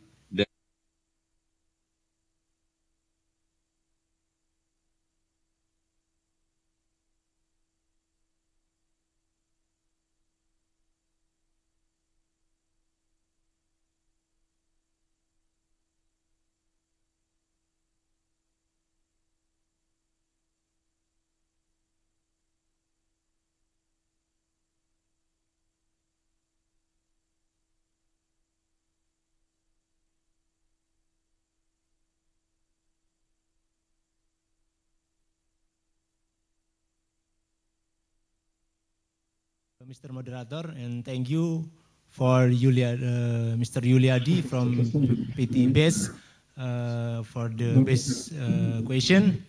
My opinion is the characteristic of the biomass will determine the mix process with the coal. So this is to prevent slagging and falling in the furnace.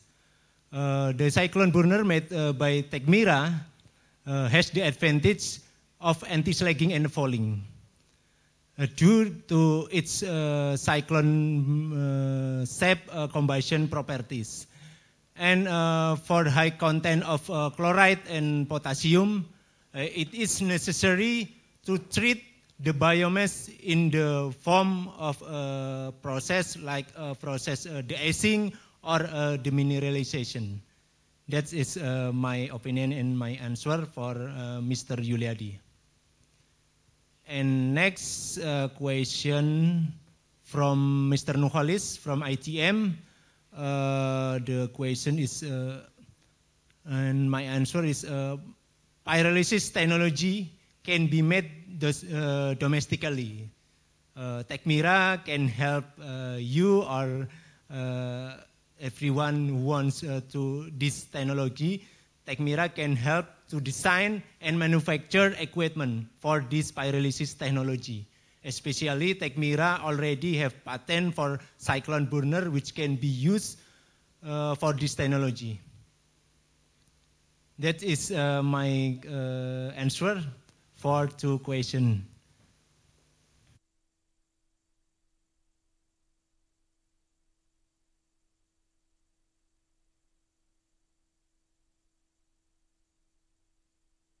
Answer the second.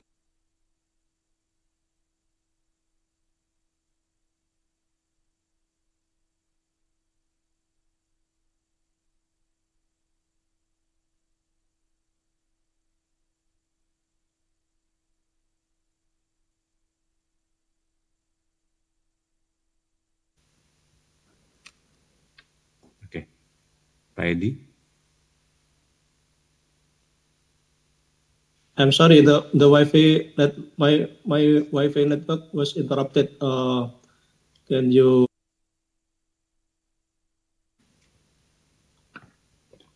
The question is, there are so many sources of coal-fired power plants. Which one is can be direct mixed with the coal, and which one is needed to treat it and convert to charcoal? How cost the price? That's the question, Pak. Yeah, I think related the price is still if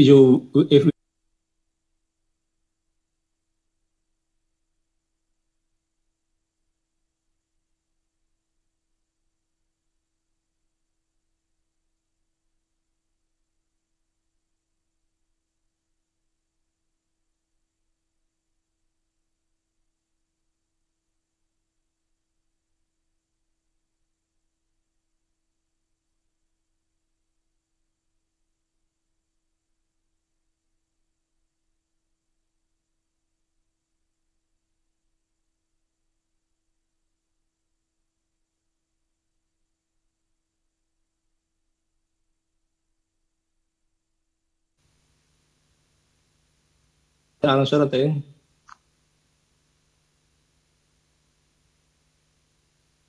Okay, thank you, Pak Edi, for the answer. The next question is also, I think, is for Pak Edi as well. Are there any incentives for mining company or wood pellet producer when they support the biomass co-firing? Please answer the question, Pak Edi. Pardon? Are there any incentives for mining company or wood pellet producer when they support the biomass co-firing? Okay, recently there is no incentive for mining company or wood pellet producer, but the mining company can be obtained from carbon trading and coal-fired power plant using more environment fuel, and also we.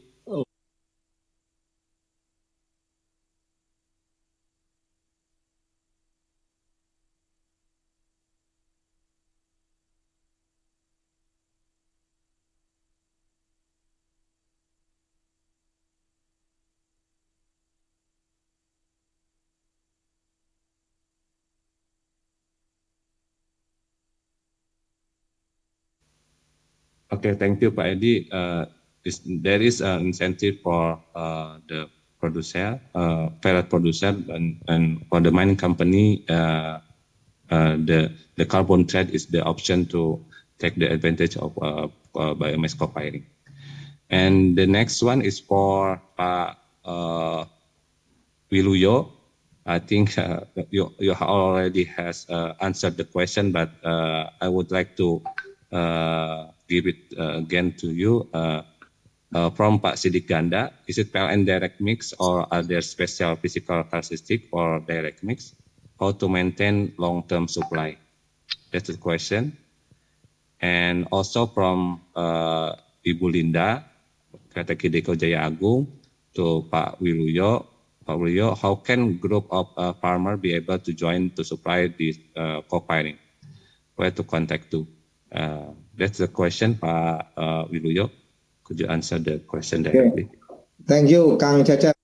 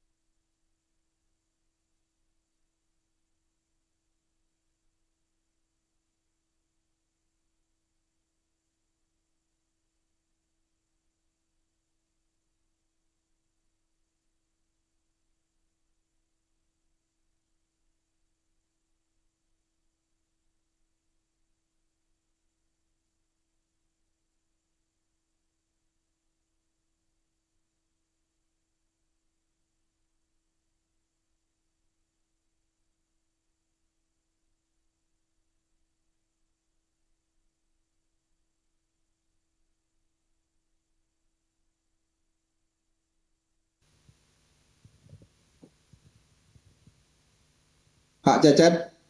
Thank you, Pak Wiluyo, for the answers. There are so many questions for you, but I think I need to spare for other speakers. And yes, Pak Cecep, we will directly answer the question by the typing the answer, Pak, in the chat box, Pak. Okay, thank you, Pak Wiluyo. Thank you, Pak Cecep. The question from Mr. Jungkoon from Korea. I think it's for Pak Edi. In the aspect of sufficient supply of biomass fuel like wood pellet or chip, we have to consider the target figure would be achieved subject to plentiful resources. In Indonesia, is there abundant biomass resources to be supplied to Cofiring? I think you may answer the question, Pak Edi. Yeah, I think Indonesia is abundant biomass for Cofiring, and as we mentioned, like sawdust, reshas, and tadi juga disebutkan Pak dari PLN terkait dengan cangkang sawit, kemudian juga how to maintain the potential for the biomass to supply this. The government optimistic with the collaboration and synergy with government, Ministry of Energy and Mineral Resources, Ministry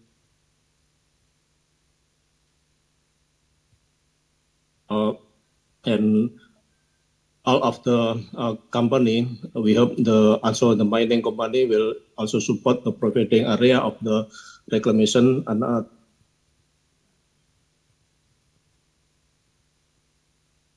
we don't worry with the feedstock of biomass for the power generation. With the collaboration all stakeholder, I think feedstock is we will already sustain for this coal-fired power plant, and we know that the feedstock of bioenergy is very dependent on human eradication. Continue to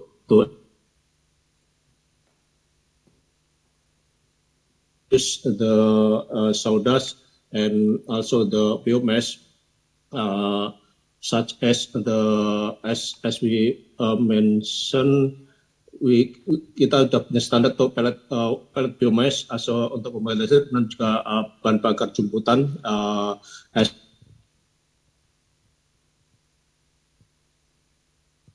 We have the SNE standard for the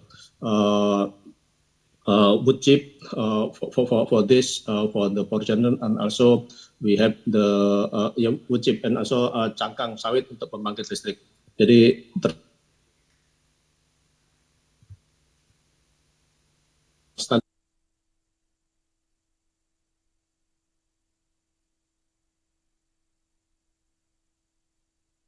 Edi, all in all, well, Indonesia is no need to be worried about the biomass resources as explained by Pak Edi Wibowo.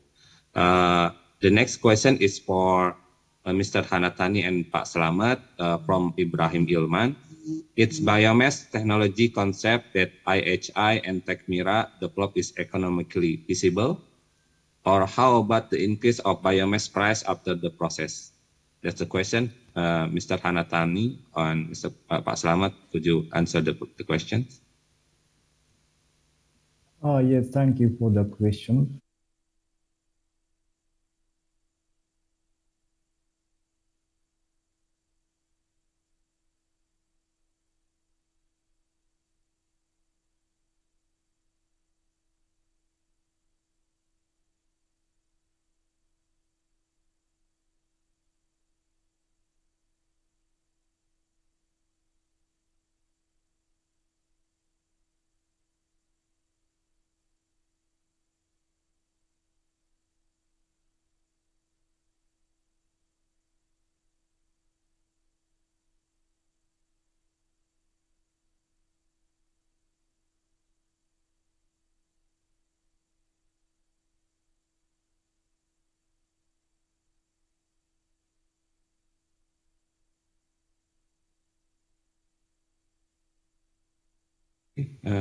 And it's your turn, Pak Slamet, to answer the same question. Thank you. Question from Mr. Ibrahim.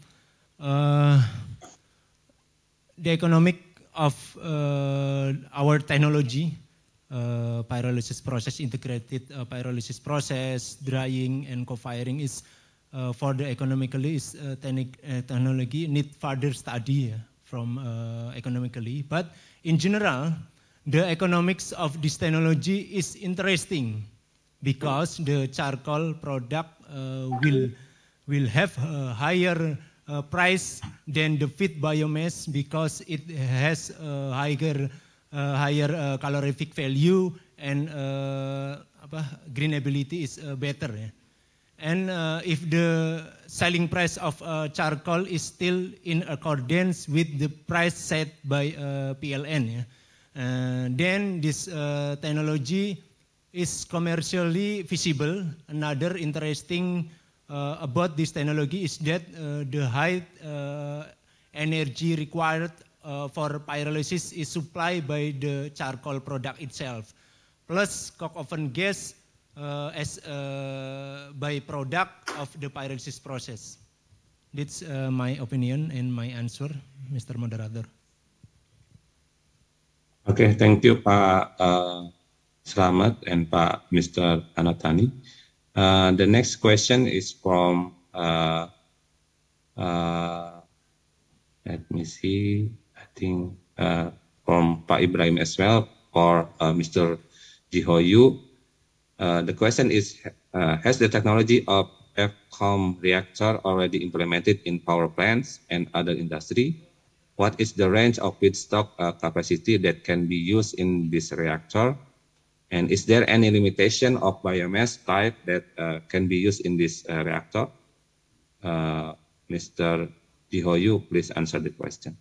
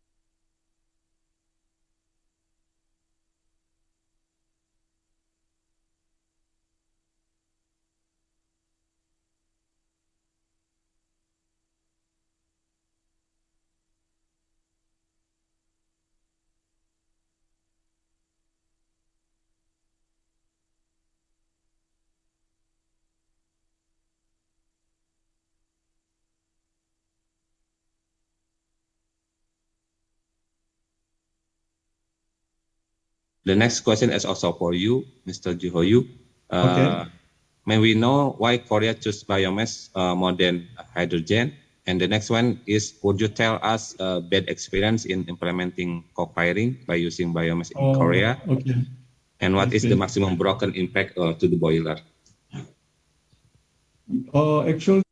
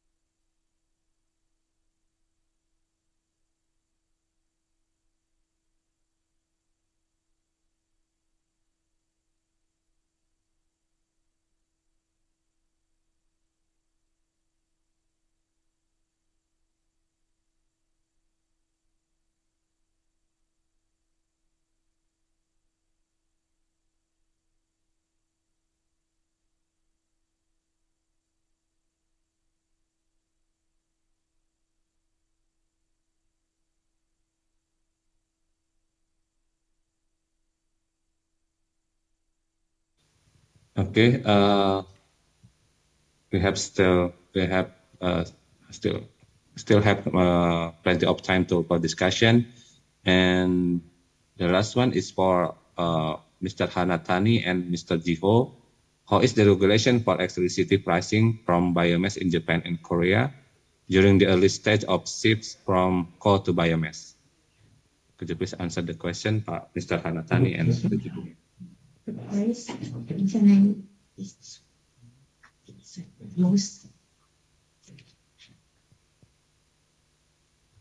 Mr. Hanatani, could you please answer the question for the question from Pak Moristanto, I'm sorry, from Pak Anis from Perhutani. How is the regulation for the electricity pricing from biomass in Japan and Korea during the early stage of the shifts from coal to biomass?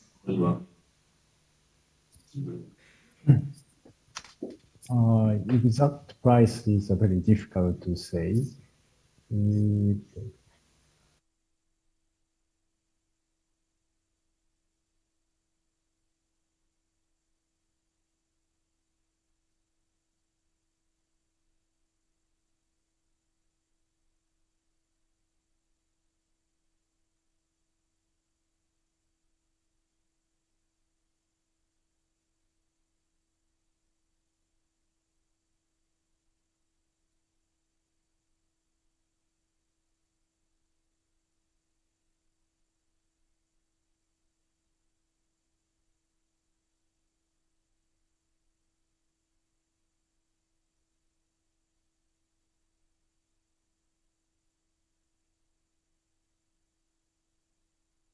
Mr. Jihoyu in Korea, what is the pricing? Okay, you might continue to answer the questions. Okay.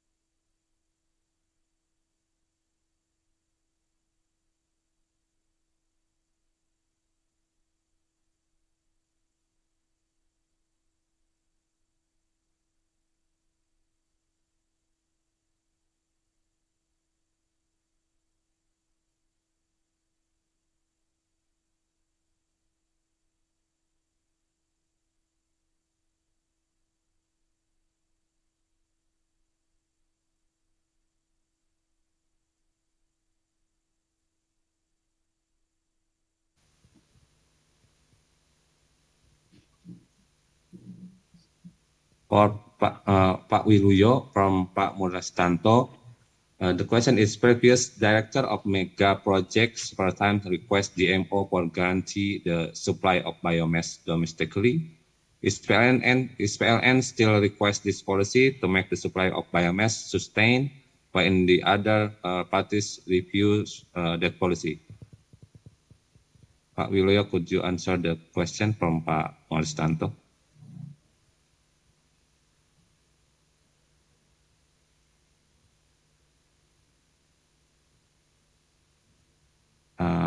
think he's off the camera. And we proceed to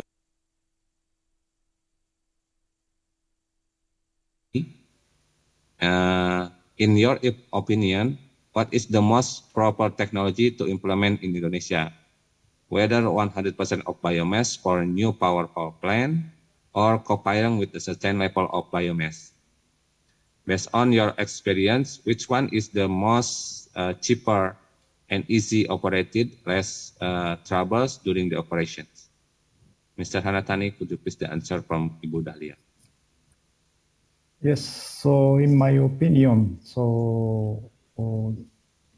the co-firing of certain level of the co-firing is suitable for each.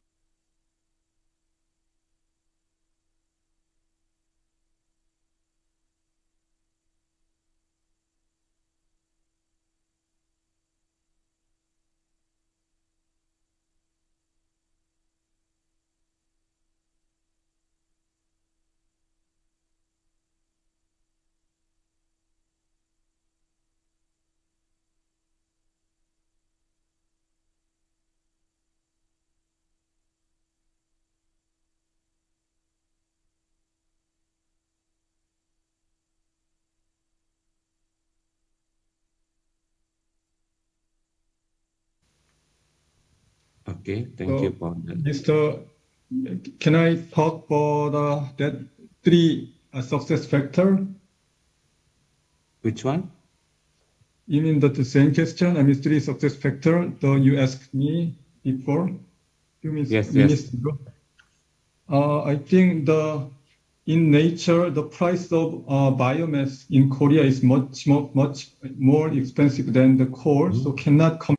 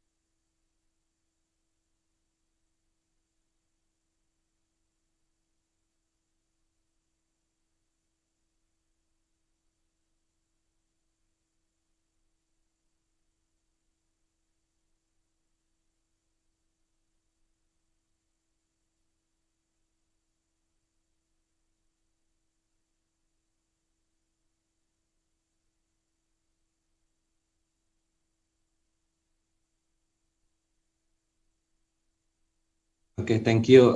Your answer also for Pak Gandhi regarding the implementation of the biomass in Korea. The last question is from Pak Asep Permana. It's for Pak Edi. It is well known that the majority of biomass sources comes from palm oil, which encourages deforestation. Is there any strategy to encourage sources from agriculture waste or urban waste? Pak Edi, could you please answer the question from Pak Asep Permana? Just a moment.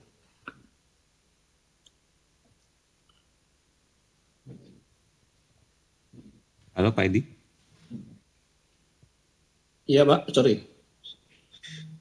Yeah, the question it is very well known that the majority of biomass sources comes from palm oil, which encourages the deforestation. Is there any strategy to encourage another sources from, such as from agricultural waste or urban waste?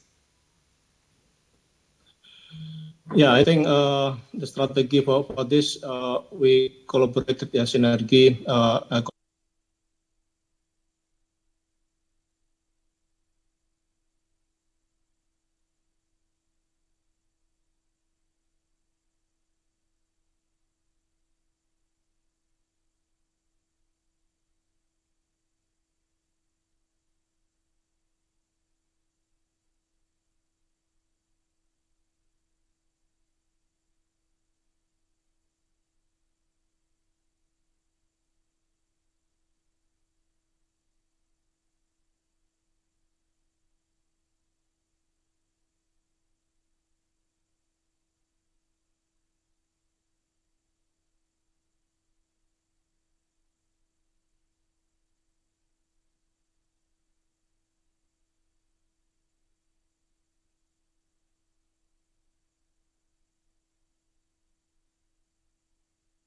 Thank you, Pak Edi. It's quite clear that the palm oil is not the only source for the biomass. The Ministry of Energy and Resources is exploring another source from the such as the one that mentioned by Pak Asep.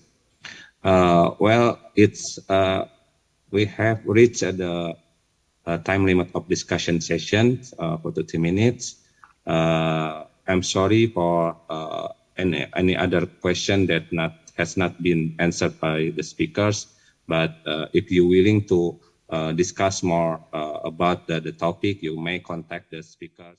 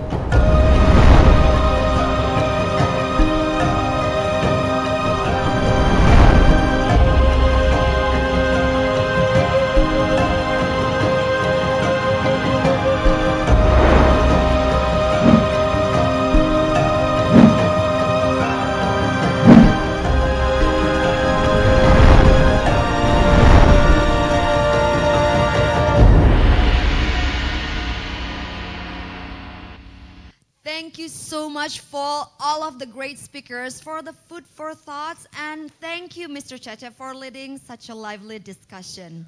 We're confident that the presentation and the discussion could accelerate the implementation of co-firing as part of the energy transition in Indonesia and other G20 members.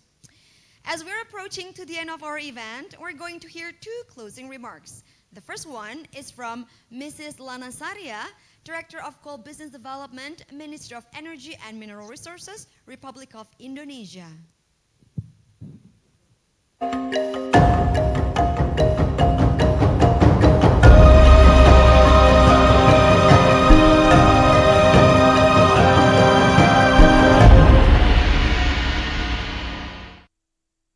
All distinguished speakers and participants, good afternoon from Jakarta. It's my pleasure to conclude this insightful webinar. In today's webinar, we have been sailing through two main sessions of this webinar, national perspective and G20 perspective. From the first session of webinar, we could collect the practical challenges from actors and sectors in the national levels, who are situated at the front lines on implementing full biomass co-firing. In general, there are three main challenges regarding to the coal biomass co-firing. First, the potential quantity of biomass must be substantial and its supply must be reliable. The selection of biomass for co-firing shall consider the availability, including the readiness of biomass collection facilities. Second, biomass characteristics should be comparable to coal, particularly in terms of grindability and calorific value. If both of these biomass characteristics are similar to coal, then the potential of co-firing implementation will be enormous. One of the solutions for this challenge is through coal biomass pyrolysis co-firing technology provided by Tecmira. Third, the price of biomass must be economically acceptable and according to the price of biomass that is already set in the regulation in order to ensure the continuity of biomass supply. As a party that has experience in carrying out co-firing tests, Indonesia State Electricity Company, or PLN, also has shared the best practices of co-firing at coal-fired power plants in Indonesia. Until May 2022, there are 32 of 52 state-owned coal-fired power plants in Indonesia that have implemented coal biomass co-firing. However, approximately 90% of all biomasses used for co-firing are sawdust, as its properties is already identical to pulverized coal. To increase the variability, additional testing and implementation of co-firing using other biomasses are required. All participants in today's webinar recognize the importance of this coal biomass co-firing potential, issues and challenges, and that government around the world can further implement coal biomass co-firing in coal-fired power plants. To that end, the value of international dialogue and exchange of best practice cannot be underestimated, including through this year's G20 energy agenda. Moving forward, we are planning to amplify the recommendation, practices, and experiences on coal biomass co-firing in strengthening the key deliverables of G20 ETWG in ministerial level. I do hope we could see you again in the next webinar series of G20 Indonesia's Energy Transition Forum. Thank you very much. Thank you very much, Mrs. Lana Saria, for the closing remark. And now the second closing remark is from Mr. Prahoro Yulianto, co-chair of ETWG.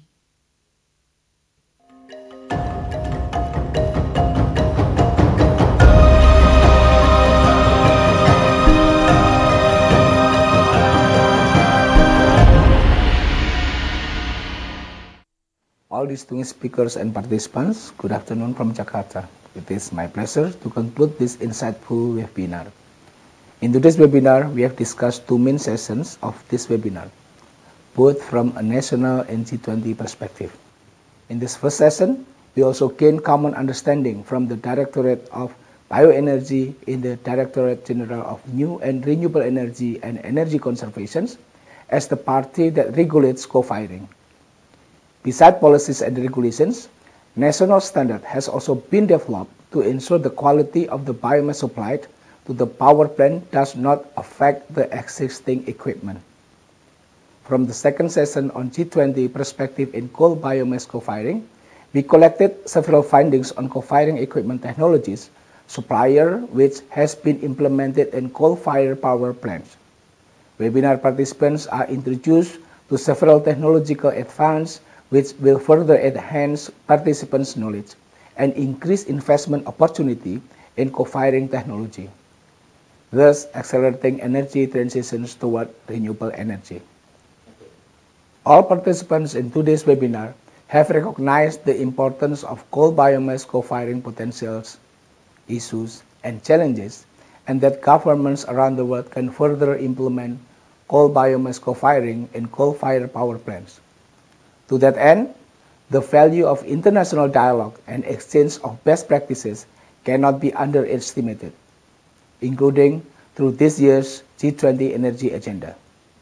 Moving forward, we are planning to amplify the recommendations, practices, and experiences on coal biomass co-firing in strengthening the key deliverables of G20 ETWG in ministerial level. I hope to see you all again in the next webinar series of G20 Indonesia's Energy Transition Forum. Thank you. Thank you, Mr. Prahoro Yulianto, for the closing remark. And now for our last agenda. We are going to give giveaways for the most active participants who have been so great following and participating in our webinar. All right, so be ready. Make sure that you are one of them, all right?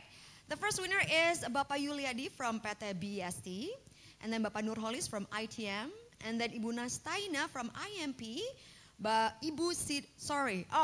Sidik Gandana, and then Ibu Linda G/ESG from PT Kideko Jaya Agung, and then Bapak Ibrahim Ilman, Ibu Anya, and then for the eighth winner is Bapak I Bawa Santoso, and then Bapak Pulung Peranginangin from PT Astaka Dodol, and last but not least is Ibu Anis from Perhutani. Congratulations for all the winners, and make sure that you contact the committee on Zoom chat. Okay, so before you leave the meeting room, don't forget to contact the committee on the Zoom chat. All right. So I guess that would be all for our events today. That would be the last item on the agenda today. We hope that this webinar provides technical insight to accelerate the implementation of co-firing as part of the energy transition in Indonesia and other G20 members. And don't forget that we've got an upcoming event. The upcoming event is Book Review Tambang Transformatif. Make sure you don't miss it. All right. On behalf of the entire committee, I am Austina Permana. I would like to thank our respected guests and speakers. Mr. Yudo Dwinanda Priyadi, Chair of Energy Transition Working Group or ETWG. Mr. Prahoro Yulianto, Co-Chair ETWG. Mr. Ridwan Jamaluddin, Director General of Mineral and Coal. Mrs. Lana Saria, Director of Coal Business Development, Director General of Mineral and Coal. Mr. Edi Wibowo, Director of Bioenergy, Director General of New Renewable Energy and Energy Conservation. Mr. Wiluyo Kusdwiharto, Director of Mega Project and New Renewable Energy PT PLN. Mr. Atsuhiro Hanatani, Director Chief Engineer PT IHI Power Service Indonesia. Mr. Jihuyo, Principal Researcher of KIER. And also Mr. Cecep M. Yasin, Coordinator for Mineral and Coal Mine Area Management, Director General of Mineral and Coal. And of course, thank you so much for every one of you for being such amazing and attentive participants. We will see you again in our next event. Stay healthy and have a good one. Bye.